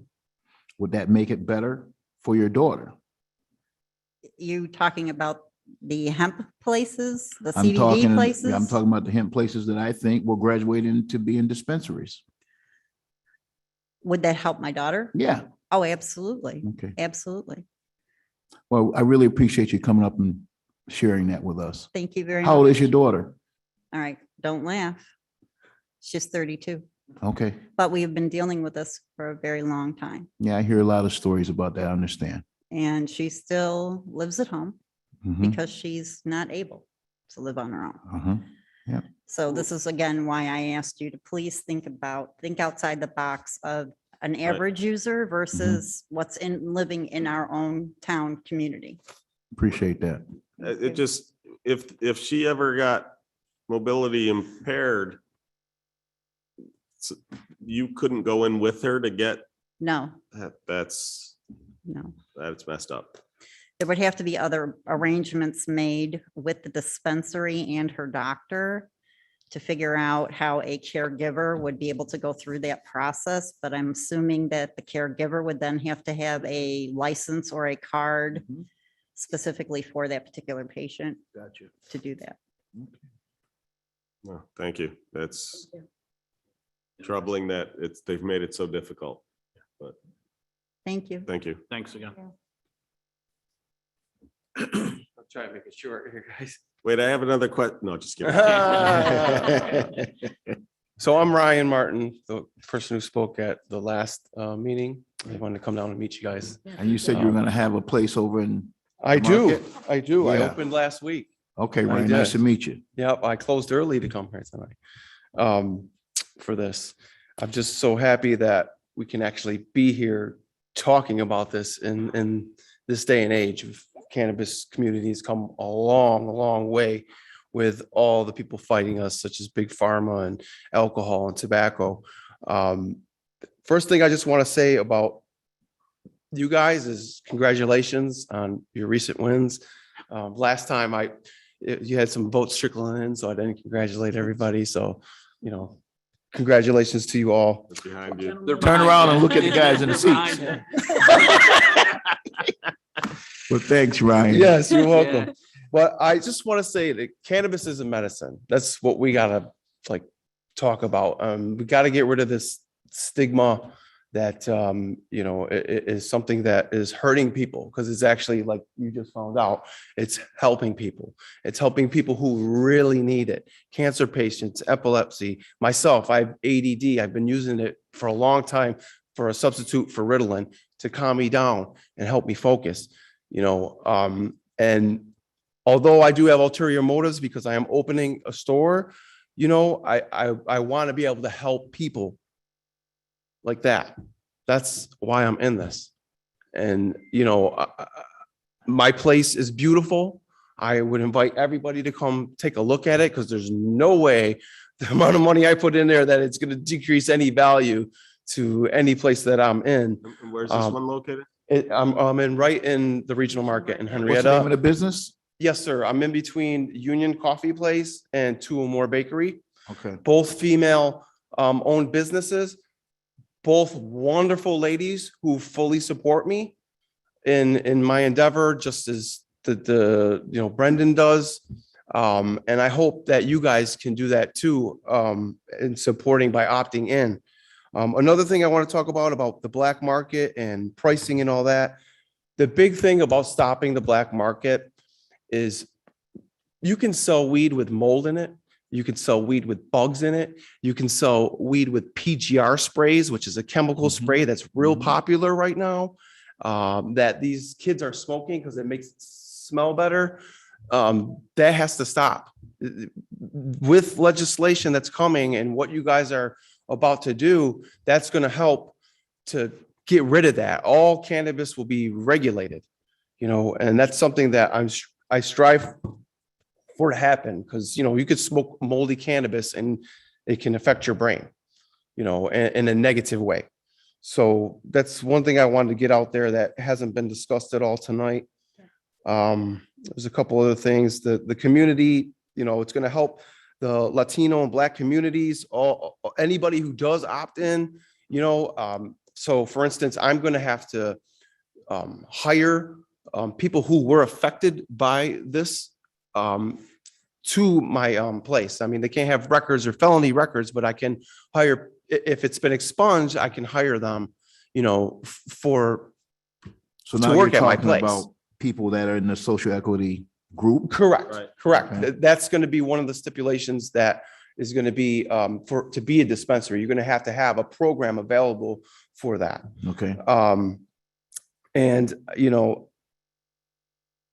I just want to tell you, there's going to be 9 different licenses that are going to be available. I don't know if you guys know all that, all the way from, growing it to processing it, to wholesaling it, to dispensaries, to smokehouses, to, they're also going to have micro, kind of like micro breweries, but micro grows too, that you'll be able to apply for licenses for. So I just, really hope that you guys can see the light and vote opt in today. And I appreciate everybody's opinion, whether you're for it or against it. It's, that's the way America is. Everybody's for a lot of things, against a lot of things. And I just really want to end the stigma and stop feeling like an outcast because I use cannabis. Right. And what's your location? Is that Niblack or is it a different one? Yeah, where that new building is? You got the cider No, house. I mean, what's the name of your business? MJ. MJ. Mm-hmm. That's what I had asked earlier. And you're open now? Correct. I just opened last Wednesday. Yeah. Okay. So you're currently functioning as a CBD? Yes, I have CBD products and pipes and stuff like that a head shop would have currently. Okay. Yeah. And you would envision yourself as being a dispensary if you were able to secure a license and if it was Correct. approved and all that good stuff? Correct. I would hope to do that. I've built the place. I've toured a lot of dispensaries throughout America, Las Vegas, San Francisco, LA, San Francisco, or sorry, I just said that. What's the other one? San Diego, Colorado, DC. I waited in line for 3.5 hours in Wow. Massachusetts the day they legalized it. So I built my place similar to places out there. I have a walk-in area where I will check IDs with everyone and make sure they are of age, and then they're let into the dispensary area. I will only be letting certain amount of people in the dispensary area at a time for my protection and my employees' protection. I'm just recently took a security class as an unarmed security guard, so that I can have that. If they do require us to have licensed armed people, I'm going to try for my proprietary license to have those type of people there, if indeed that is what New York State or Henrietta decides that they want to have at these shops. What are your hours of operation? Currently, I'm 11 to 8, Monday through Saturday, and I'm closed on Sundays. Thanks. Yeah, sure. So let me ask you this again. You're anticipating, or you're hoping, you built your business with the anticipation or the hope that you could eventually become a dispensary. Correct. Did you build it with the hope that you could become not only a dispensary, but also a place where people could lounge and sit and? I have that in mind. I haven't built that yet. I want to do a second floor smoking area where, if you do allow it, where I'd be able to filtrate the smoke out because I have really high ceilings in there. I don't know if you guys ever been to Niblack or Union's Place Coffee, but the ceilings are like way up there. So it'd be a lot easier for me to build a second story back entrance where nobody can see these people coming in and out. I was thought about, you know, what you guys were saying about the smoke houses, and I can see the apprehension for it. Because there's no testers like you guys were talking about to see how high somebody is. What I would imply if it was me would be like timestamps where people, when they purchase whatever they're purchasing, they're timestamped and they can't leave for a certain period of time once they've purchased whatever they are purchasing versus like if it was a smokable product, they could leave a little bit sooner versus an edible product that takes an hour to ingest into your system. You would have to wait there a little bit longer if you intend to consume product on my site. So forgive me because, you know, I'm back in the day, I didn't do those. So you're anticipating, so if somebody, let's say somebody ingests a brownie or a cookie, what are you saying? There's like 2 hours maybe that they're high and then they can go home after 2 hours? Correct. They would be, yep, you wouldn't be able to leave my facility personally. Okay. Is how I would do something like that. Because the last thing I want is somebody to go out and cause an accident and hurt someone and me be liable for something like that when, you know, no, thank you. I'm not trying to have that happen. Just like a bar and bartenders are trained, you know, to not serve people who are high. I wouldn't be doing that either. If somebody walks into my place and their eyes are like, you know, all bloodshot and I know that they've been smoking, I'm not going to sell it to that person, you know. Yeah, but that's still at the dream stage for you at the moment. Correct. I mean, So- because that's why we're here today to see if we can take that first big step and Mhm. the fact that, you know, I can maybe pursue my dream, you know.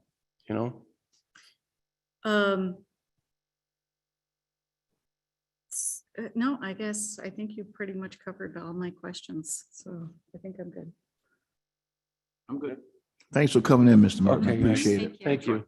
Nice Yep. meeting you. Thank you. Yep. Thank you. Anybody else? Come on up.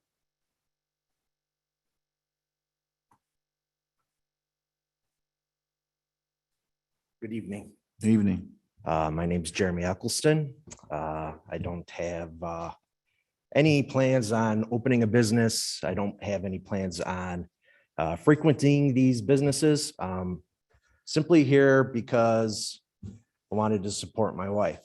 She told me about 30 minutes before the meeting that we were coming. I didn't plan any cool reports for you or anything else. All right. What I hear is a lot of moral arguments against it. I don't hear anything else. We would be lucky if all of our residents had their morals. That's not the case, though. I just want to encourage you to jump on the opportunity to get us more law enforcement because there will be issues coming and it'd be nice to have that support. And that's all I have. Thank you. Thanks, Jerry. Anyone else? So are you asking me to get a police force? No, I think it was going back to the conversation about that if the revenue from these sales that we could, for instance, hire an additional sheriff. Okay, Spend I understand now. Yep. Okay. Anybody else? Anyone online? Okay, I'm gonna keep this this particular public hearing open since we're not going to be deciding on this. So we will continue this next week, or not next week, sorry, next meeting, which is in 2 weeks. I will now open the, go ahead. I was just gonna say, you know, one comment I do have to make is just because, you know, if we opt out here, you know, it's not gonna prevent marijuana from coming in into our community.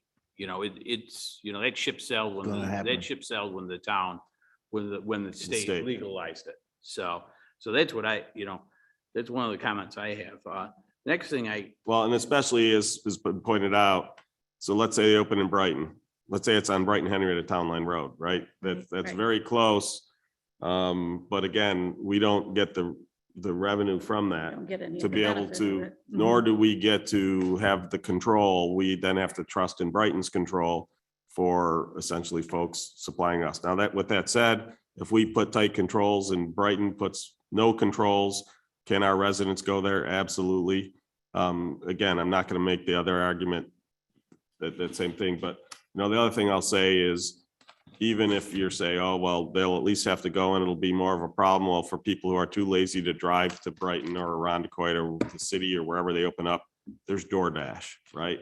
I suspect, you'll be able to get some delivery. So again, the idea that somehow keeping it out is going to prevent it from getting here, I think is a flawed argument. And nor do I believe that allowing it is promoting it.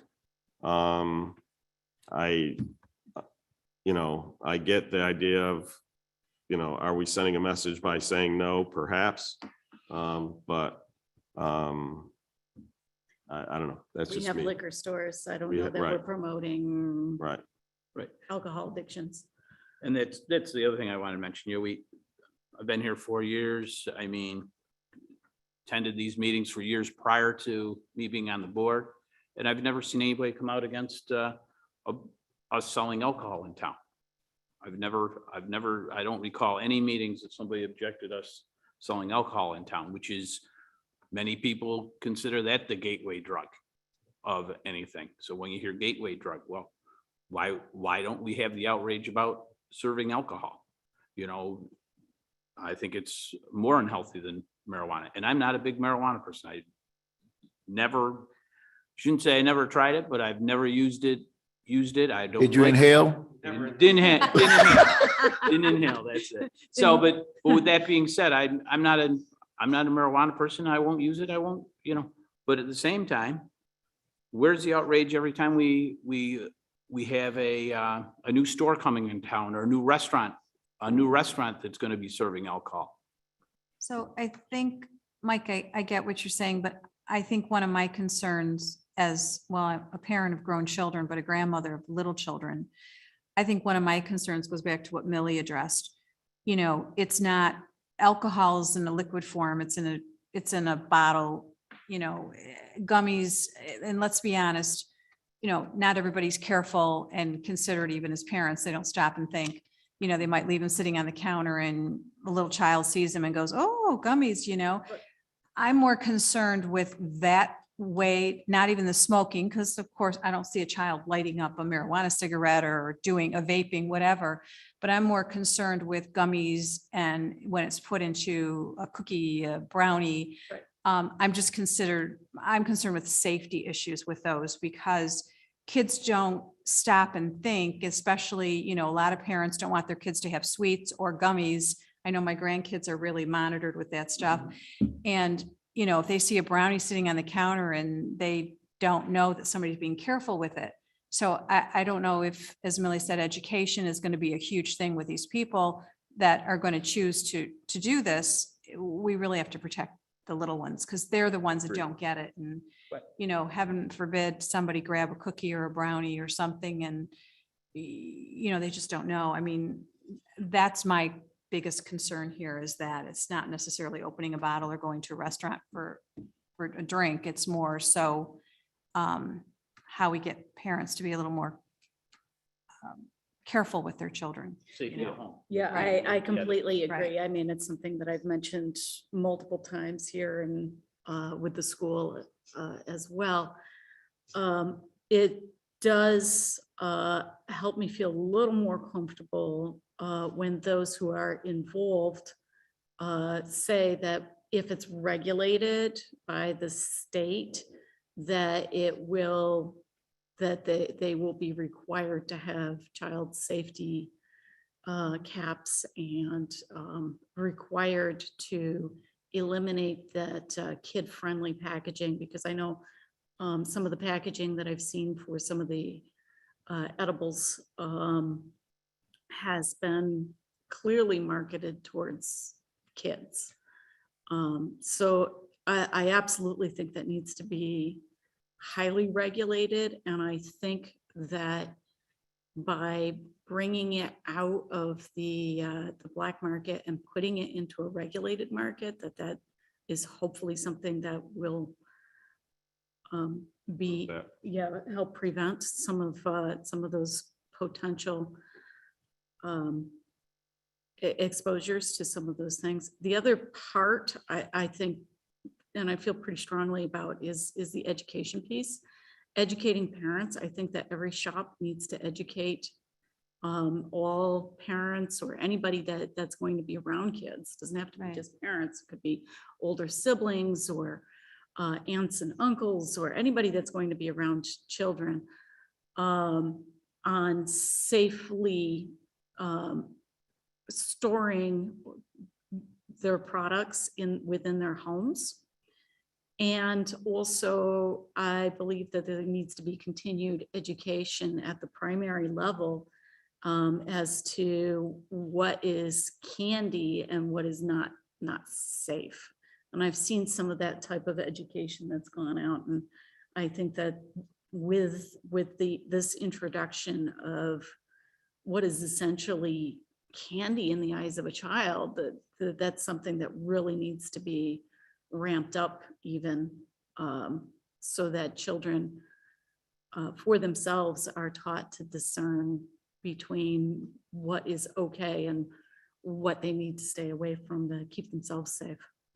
Don, what were the three things that the municipality can determine? It was time, place and manner restrictions. Yeah. Do you think manner would, in other words, could we pass a town ordinance that requires, all edibles to be in a child-proof container of some sort? Sounded like that. So a lot of them are Oh, already. if you're gonna answer, please come to the mic. Yeah, so a lot of the stuff is in child-proof packaging when you buy it, and then when you leave the dispensary, you have they get this special bag that they put it in, and it's zipped up, and that's child-proof as well. So it's like a double. They'd have to get through two things in order to get to that edible. Yeah, and I think one of the things to me that's important too is that the dispensaries themselves educate For sure. I agree with that. the purchaser that, you're bringing this into your home, you need to make sure that it's stored high and in a safe location so that there will not be any accidental ingestion by. Exactly. Just like you got to lock up your alcohol and your guns. Right. Same Yes. thing. Yeah, your Yeah. medications, all of And your that sort of thing. medications, yeah. Is one of the most common, and I don't know whether you can answer this or not, but I'm getting this feeling that the most common way that they are looked at as edibles is gummies. Gummies? Are gummies the most There's common? gummies, there's cereals, there's. But I like- mean, if you're selling it or purchasing it, what's the most common? Most purchased? common would be Okay. gummies or like Because I mean, cookie. I've heard people talk about gummies, and I've got a friend who's got, Mhm. health issues, and so she does the gummies, and I'm just Yeah. curious, is the gummies the most common? Probably because they come smaller and people can microdose with them. Okay. So they're like little 30 milligram. Whereas if you're eating a cookie, it can be like 100 milligrams. So, you might want to eat half the cookie, but who eats half a cookie? You know what I mean? Especially if it's a chocolate chip. Right. That's why the gummies are easier to microdose for people, because they can Gotcha. take a little 30 milligram again, it's piece and be okay. Walk into a drugstore and look at all the stuff that's in gummy form now. Oh, I take and gummy imagine vitamins, What so- happens if a kid were to Yep. consume some Yeah. of Me those? too. Right, and I, Yeah. I have actually asked my doctor, because I'm sure at some point, one of my kids probably got a hold of the daily gummies and Mhm. ingested quite a few of them. Yeah. But, it takes a lot of those multivitamins in order to really. That I agree, but there's Um, other stuff besides. Yeah, there are multivitamin, there on are the there list. are. It's- gotta other watch your things, but I'm animals. just You saying gotta that watch your something with animals, too. Cannabis, that's pretty. Right. Animals can be get in the pretty garbage. If you eat a brownie and you only ate a little bit and then you throw it in the garbage and the dog Right. gets in the trash, it's Brownie's another probably the thing you chocolate gotta. and the brownie's probably more dangerous than the pot. True, Right, true, True. I just think people have to be responsible Clifford for their Brown, right. actions. I You do. know, and we run into this in so many different variables, you know, it's the parents have to be parents. But I Be do think responsible. education is important Yes. because I Right. think And I Especially with think- something so new. like something this. new, Right. And I think with dispensaries being out there, that will get people talking about it with their children more than it being hidden like it has been hidden for all these years. If it's out there, you can talk to your kids about it and you can educate your kids about it, just as I can educate somebody when they're coming into my shop about Right. cannabis. Yeah, and it's not just parents either, you know, Correct. Well, because I'm right, thinking I it's- have an almost 21-year-old who's probably not gonna move out, and I have an 8-year-old, you know, and Siblings. right, you know, and the Cousins, reality yeah, is friends. that, you know, young adults are, their awareness of that kind of thing is not always at the highest Right. level. And then, you know, to look at the other side of it, so I had a member of my family who had MS, and for instance, he had to be without the child safety caps because he couldn't open them. Oh, wow. Right. Mhm. And so, you know, it's, you know, so like in Diane's house, they're gonna have to deal with that as to how, you know, if they Right. have kids over, how do I keep them away from the kids? But, you know, Right. it's one of the things to keep in mind too, is that, like I said, there's the other side of that too, because for, you know, whether it's an arthritic patient, an MS patient, you know, somebody on chemo, a lot of times, opening those child-proof are not possible. And so, you know, it's, shall we say, non-trivial, but again, education plays a huge part in it. And that's one of the things that, like I said, again, goes back to where I sit on this, is I'd rather have that revenue and that control because I can do things like education and or requiring shops to educate, and or, you know, the additional special attention detail or the ACA or excuse me, ADA. So I just see that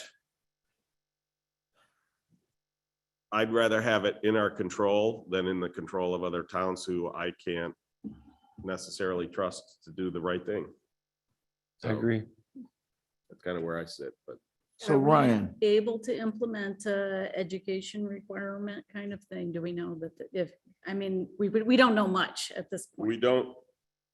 So, you know, that gets into, again, we don't know that final.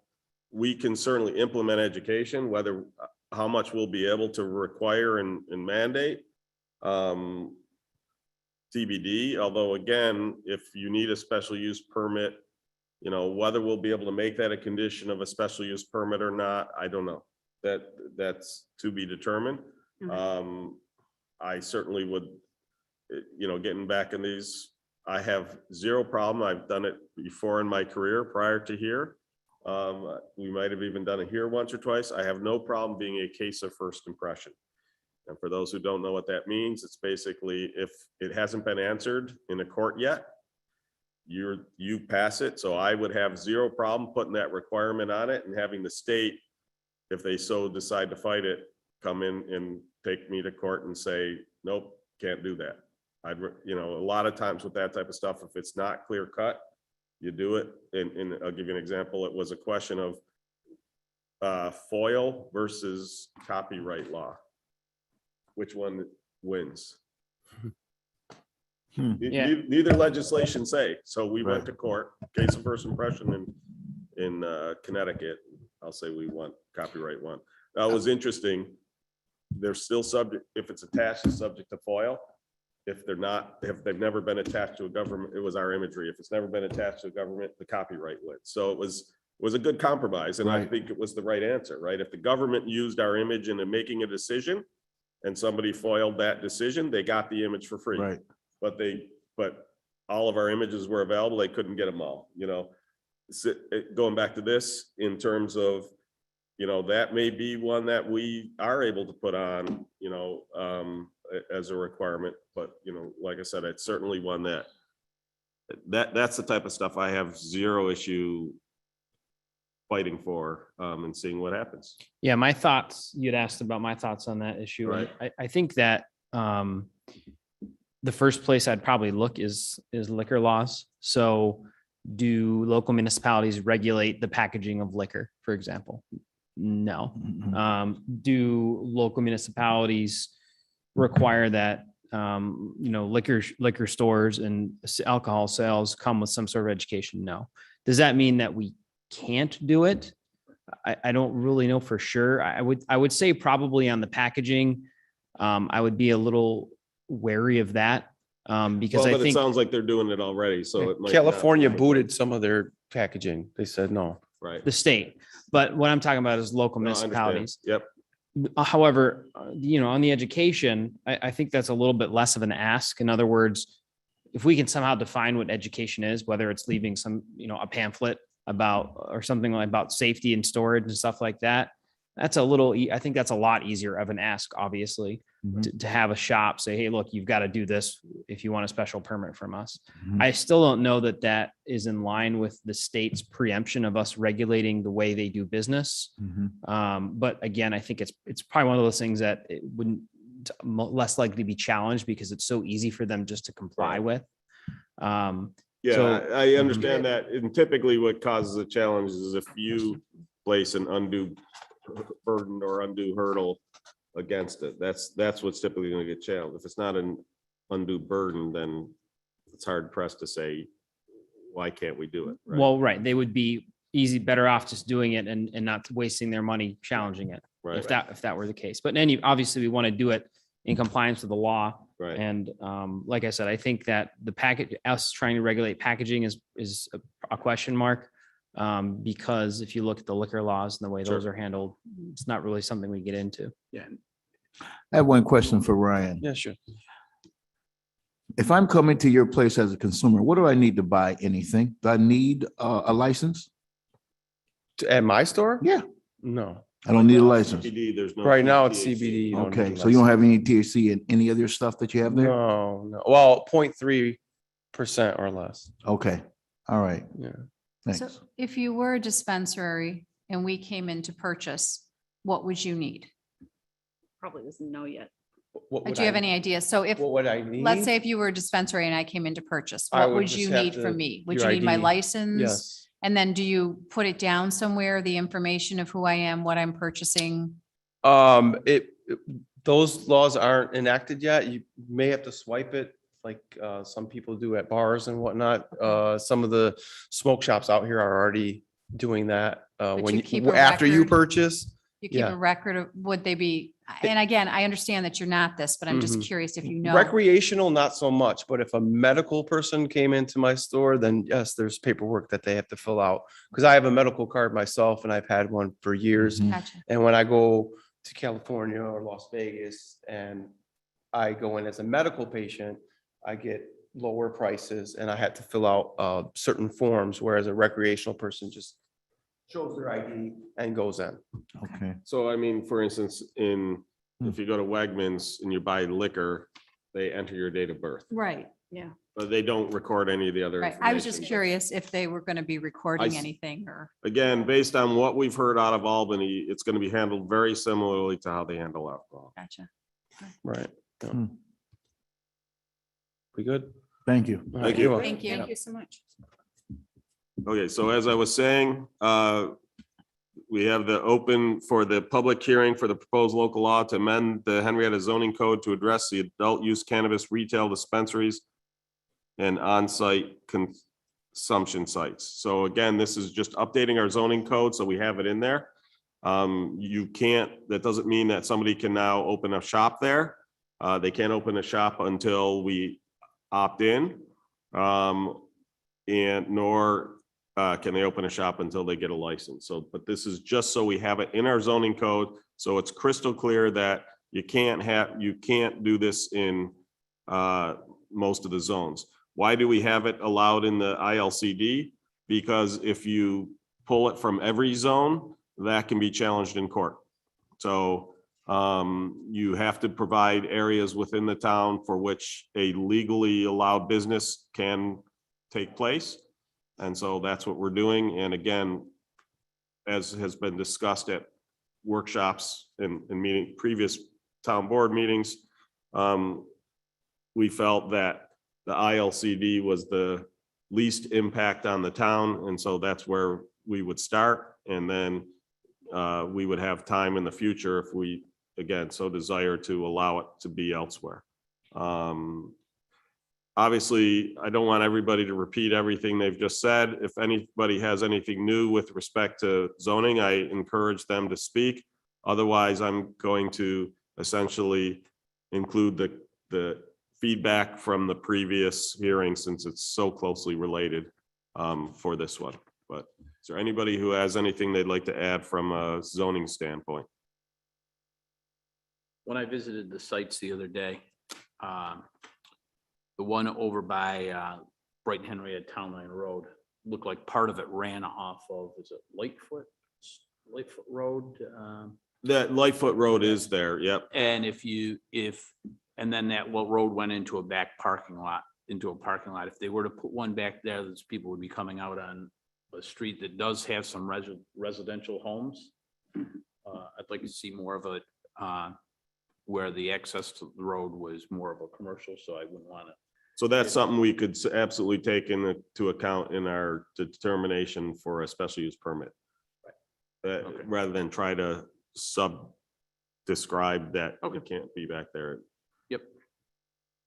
I just don't want somebody No, thinking they could build it back there. Absolutely agree with you. No, and unfortunately, I'm not even a fan of the fact that if you go back there, then whatever the street that goes off to the west essentially turns into the junkyard that's back there. Right. According to the map I'm looking at, Lightfoot is not quite included in that particular. It's not. This road here. Yeah. So- Gotcha. That's what we're talking about. Yeah. My point was that. Yeah. Right. If it was back there, it would exit onto. Yeah, so what we would say, right, so in considering special use permits, we would just not issue one, because again, we would bring up that issue of now you'd have a bunch of commercial cannabis traffic going down two residential streets to get to the business. That doesn't make sense. Unfortunately, that area predated zoning, so there's a lot of oddities all along between Jefferson and Town Line Road that sure would be nice to clean up, but again, you can't, it'd be an improper taking to force those businesses to move. So that's what it is. But again, since we're talking about, it would only be through a special use permit. That is absolutely something you can take into consideration when determining a special use permit. Any other questions, comments?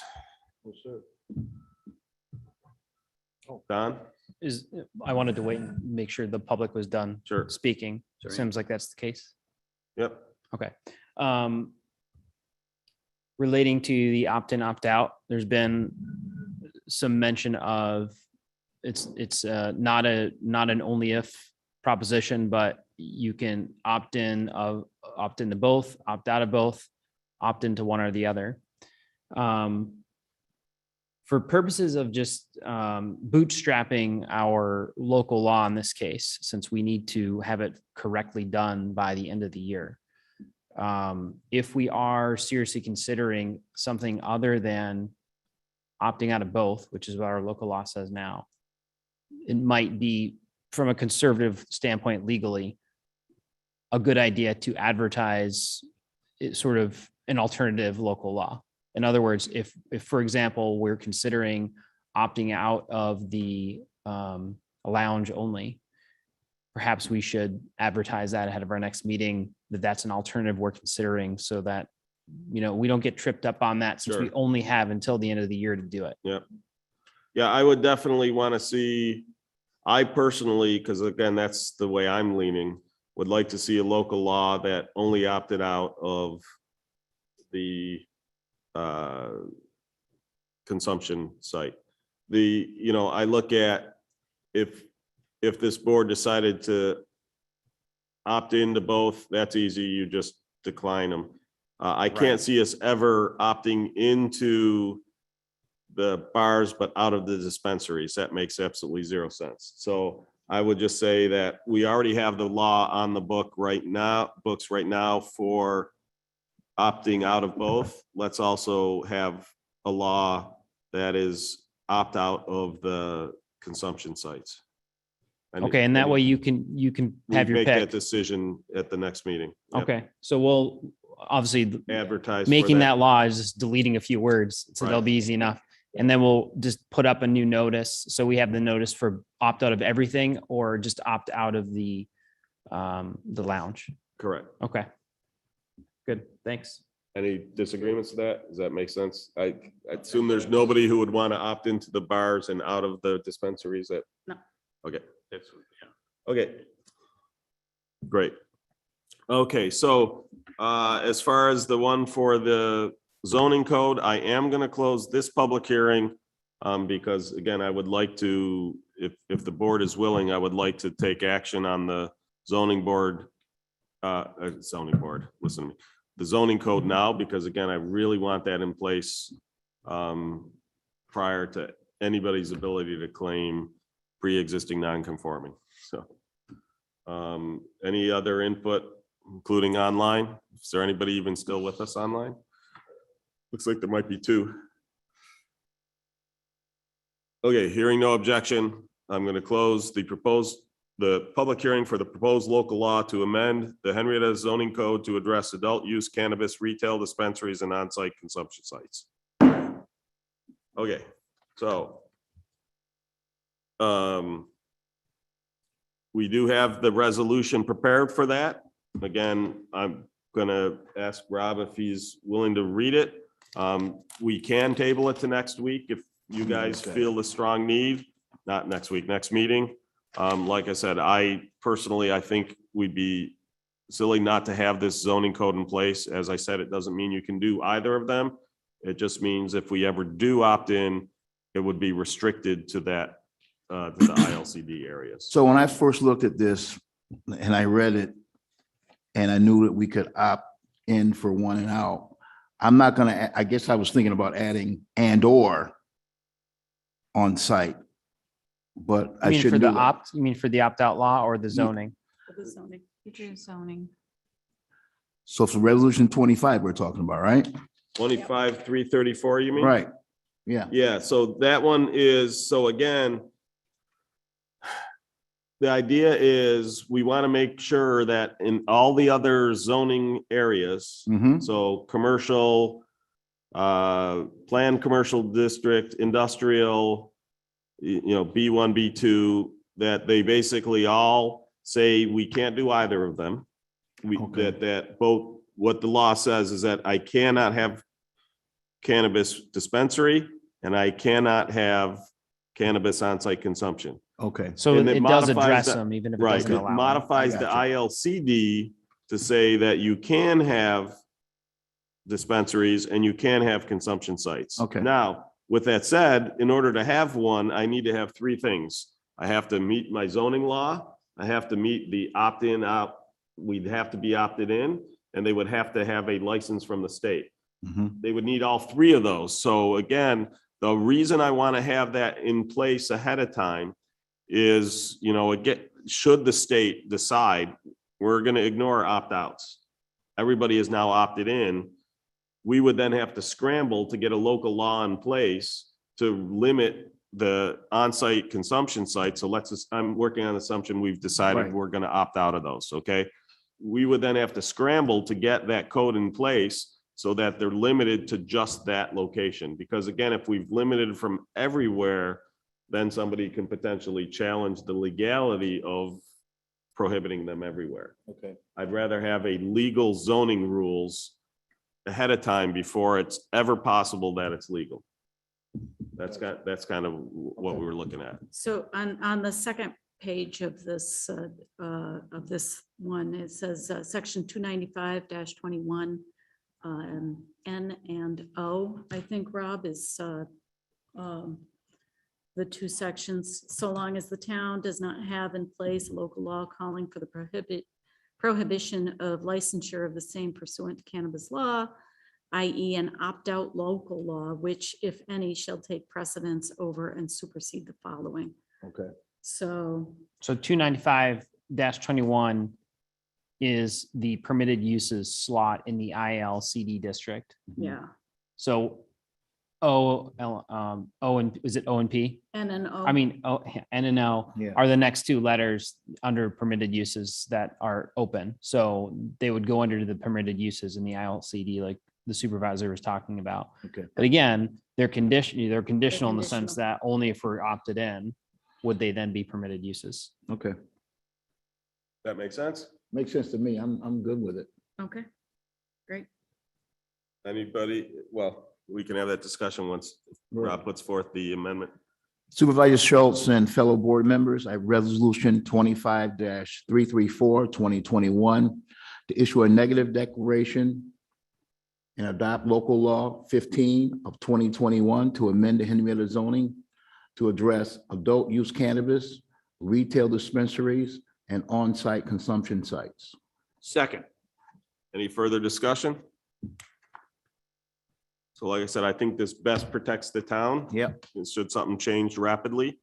And, again, if we decide to add locations down the road, we can do that independently, but this gets us a start so that we have a legal block. I really wanted to make sure that it's prohibited. One of the other things I will note is one other change in there that I think is very important because it's kind of a loophole I found with some other stuff as well. Under the commercial B1 and B2 districts, it has as allowed any retail store. Well, arguably, somebody could come in and say, well, sure, you prohibit cannabis, but it's retail, it's allowed. So one of the things we did is modify that. So it says any retail store that isn't expressly addressed in either the location where it requires a special use permit or the section of code that prohibits. So we close that potential loophole. We might have won it in court anyway, but I wouldn't want to take that risk. So in talking with Don, we closed that down. Very good. And like I said, there were actually other, it comes up with other things that, okay, this isn't an allowed use, but if I put a retail front on it, now I can do it. That's not what the intent of that was. So we fixed that as well. So it's especially important with regards to cannabis, but it does affect other things as well. And again, all it says is that it's any retail use not otherwise listed for the section that requires special use permit or for the section that prohibits the use. Okay. On that note, but a little bit different subject though, but one of the things that I was shocked to find out that people selling guns don't need could go in a retail setting and not have a special use permit. And I was a little surprised to hear that. Is there any way we could get a next meeting require a special use permit for any Firearm So sales? we could have a resolution that calls for a special use, or excuse me, calls for a public hearing, but That's the a good public hearing would idea. be at the January meeting. But yeah, I think that's important. Yeah, and I mean, to me, that should be restricted location wise as well. I mean, I don't particularly feel comfortable with the firearm sales in areas and locations where there are families and children and that sort of thing as well. Right, I just don't, I think there's appropriate spot for them, and I don't Yes. think some of the plazas are them, so. yeah, so if we're gonna get, depending on just requiring it to be a special use permit, that would be easy to have in place to call for the public hearing at the next meeting. To get more complicated than that, it might take a couple meetings. Right. So. Just It's a good idea. Yep. So then what is it that we'd like to do on that? Oh, no, topic? that's separate. It has nothing to do with That this. was, I We're said a just- different subject. It's on a different subject. So what, Okay. I'll have discussion with the individuals and we'll basically probably put forth something that just calls for a public hearing. Again, it might just be that we put gun sales as an allowed use with a special use permit under the commercial. And then we can decide whether it makes it, I think it makes sense in commercial B1, which is most Jefferson and West Henrietta Road. Henrietta Road is a mix of commercial B1 and B2. The B2 is generally closer to residential homes. So I would think it only makes sense in commercial B1, but that's. Yeah, and keep in or mind, industrial. you already have a lot of gun sales shops here Yeah. existing, Mhm. not to mention mixed use gun sales shops. So Yeah. you have sporting goods stores and other things that don't Right. just sell Right. guns, but they sell So stuff one plus of the things we guns. would have to get into too is a lot of times when you put laws in place like that, if there are locations that are outside those zones. Well, we have to decide, there's two ways you can do it, right? So one is, if you don't address it at all, they become pre-existing non-conforming, which means they can't grow, which I don't think we would want to do with the sportsman shops like at the mall. Although I think the mall is in a B1 zone, so I think it's safe, but but let's say it's in different, it ends up in a zone that we're not in.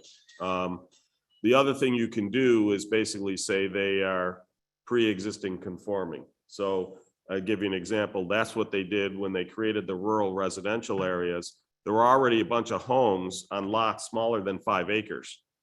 If they didn't put a clause in there, those people would never be able to add a porch.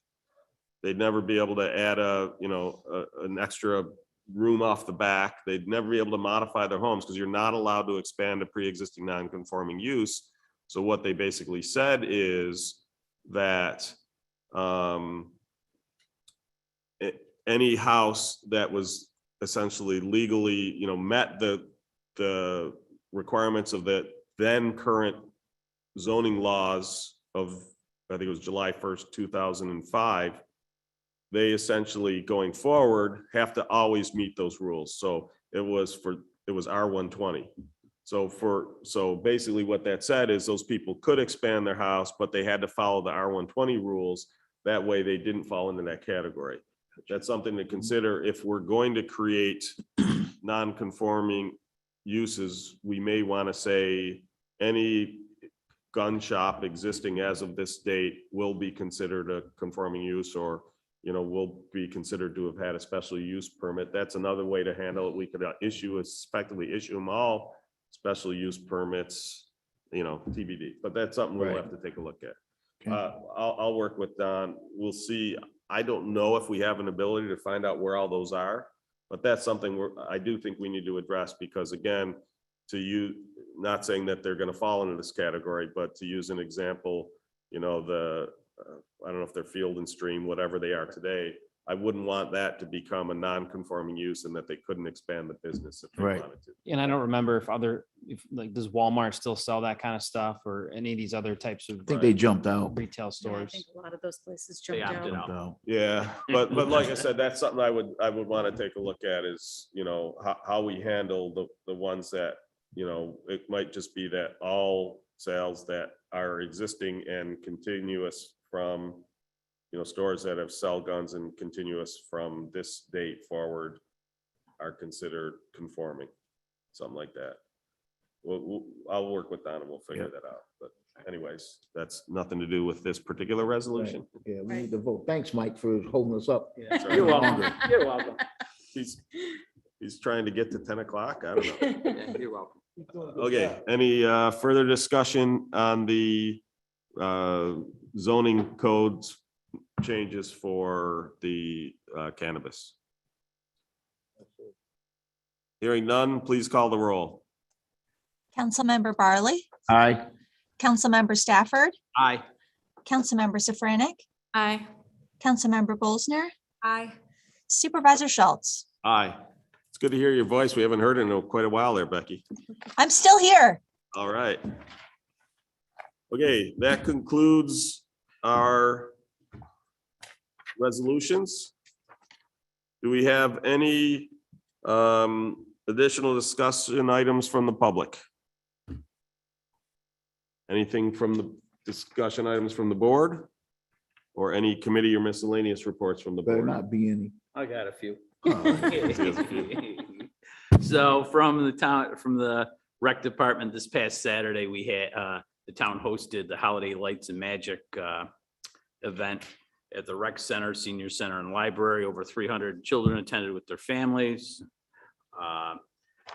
Santa flipped the switch on the lights on the town campus at 6 o'clock. All the children had a chance to visit with Santa, decorate their own cookies, enjoy crafts, games, story time, music, and more. Senior Center hosted a party complete with chili and bingo, a visit from Santa and Mrs. Claus.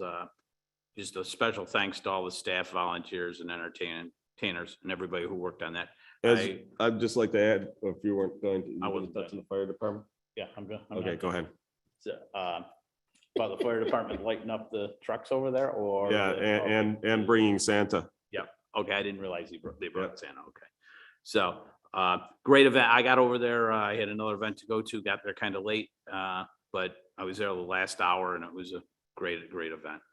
So also, It was very well attended for it, especially for it being the first one we'd ever tried. So It was fabulous. I was there with my grandchildren. They had an absolute blast. It was just a wonderful, wonderful event. And everybody that did it should just be commended for what a great job they did. Not So- that they don't always do great jobs, but this one was really, really So good. he came in on the tracked vehicle.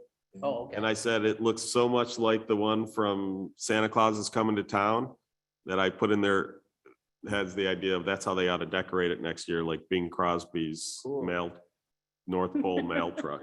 So, It was really cute, Yeah. really cute. yeah, great event. Everybody I talked to had a great time. So, so that was great.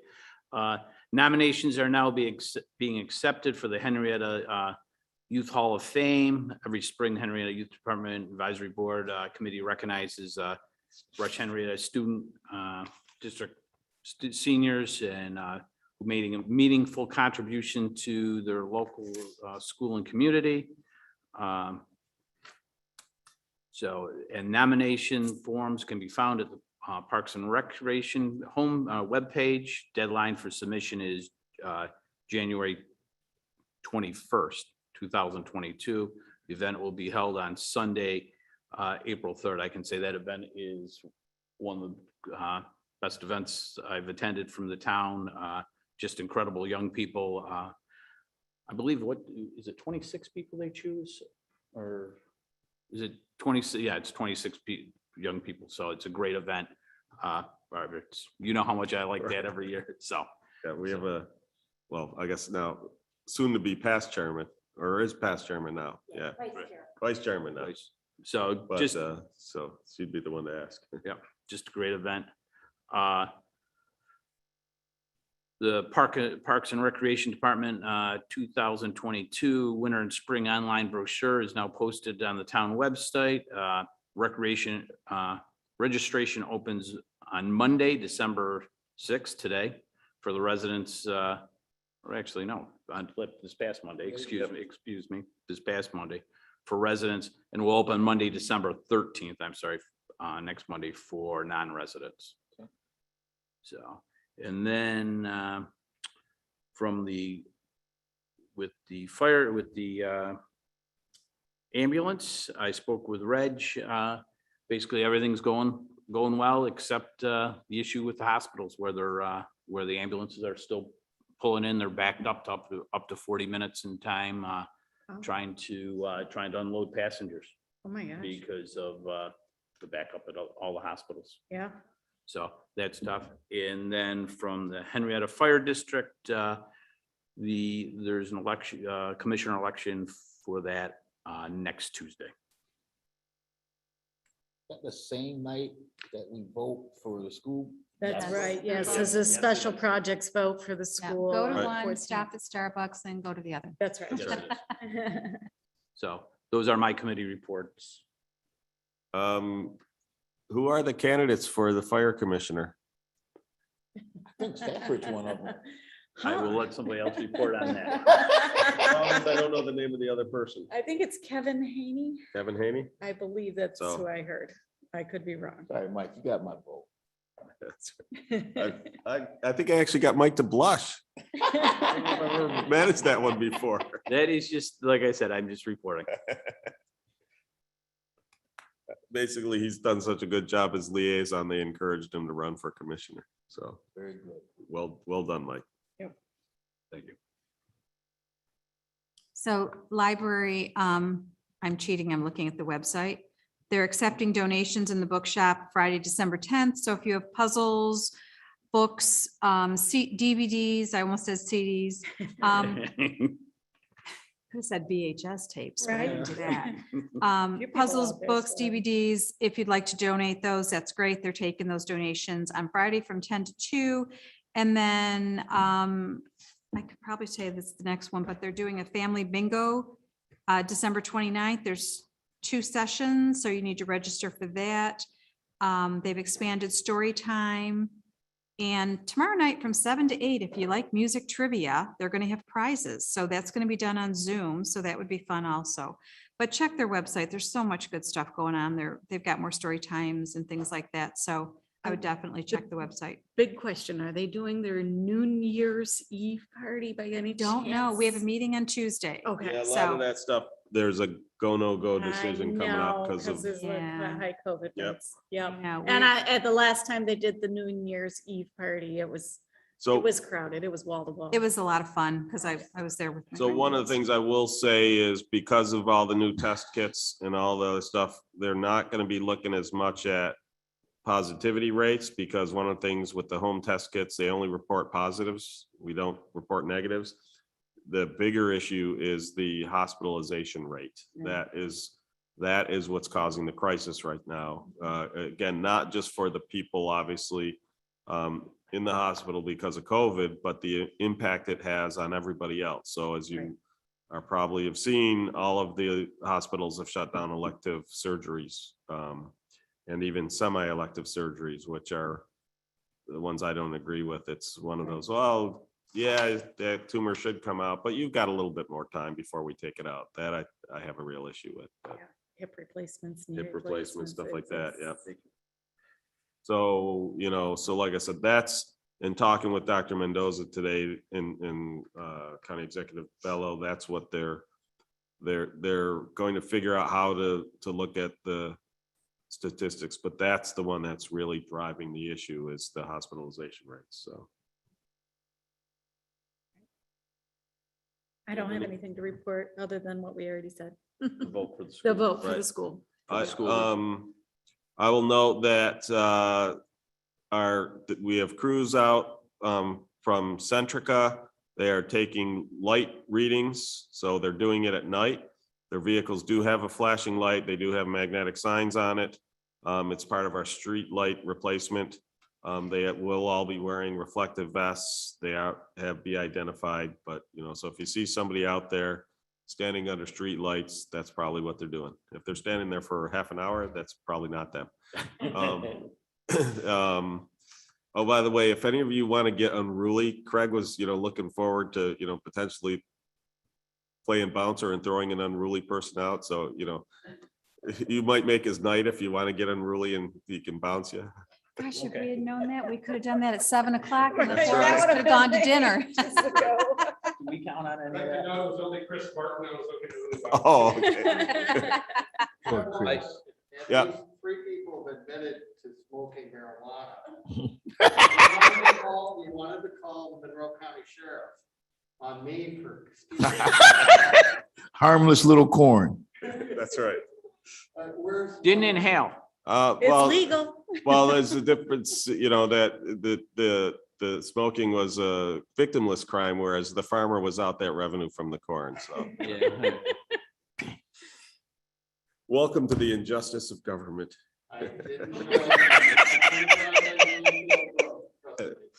Rob, do you got anything? No, sir, I'm all set. Wouldn't dare hold you up anymore. And Linda, if she's still here, has a present for all you town board members. She figured with all this discussion of cannabis, she brought everybody Doritos. Because that's For the kind of munchies? that's the kind of sense of humor we have in this town. Oh, so. my God. Craig, did you have something? Well, I just make sure that I took notes on everybody's previous Oh. misdemeanors for the next There you time. go. Right, there you go. Next time you need blackmail. Anything else? Hearing none, can I get a motion to adjourn? So moved. Second. Hearing no objections, meeting adjourned. Thank you very much to our interpreters. Yes, thank Yes, thank you.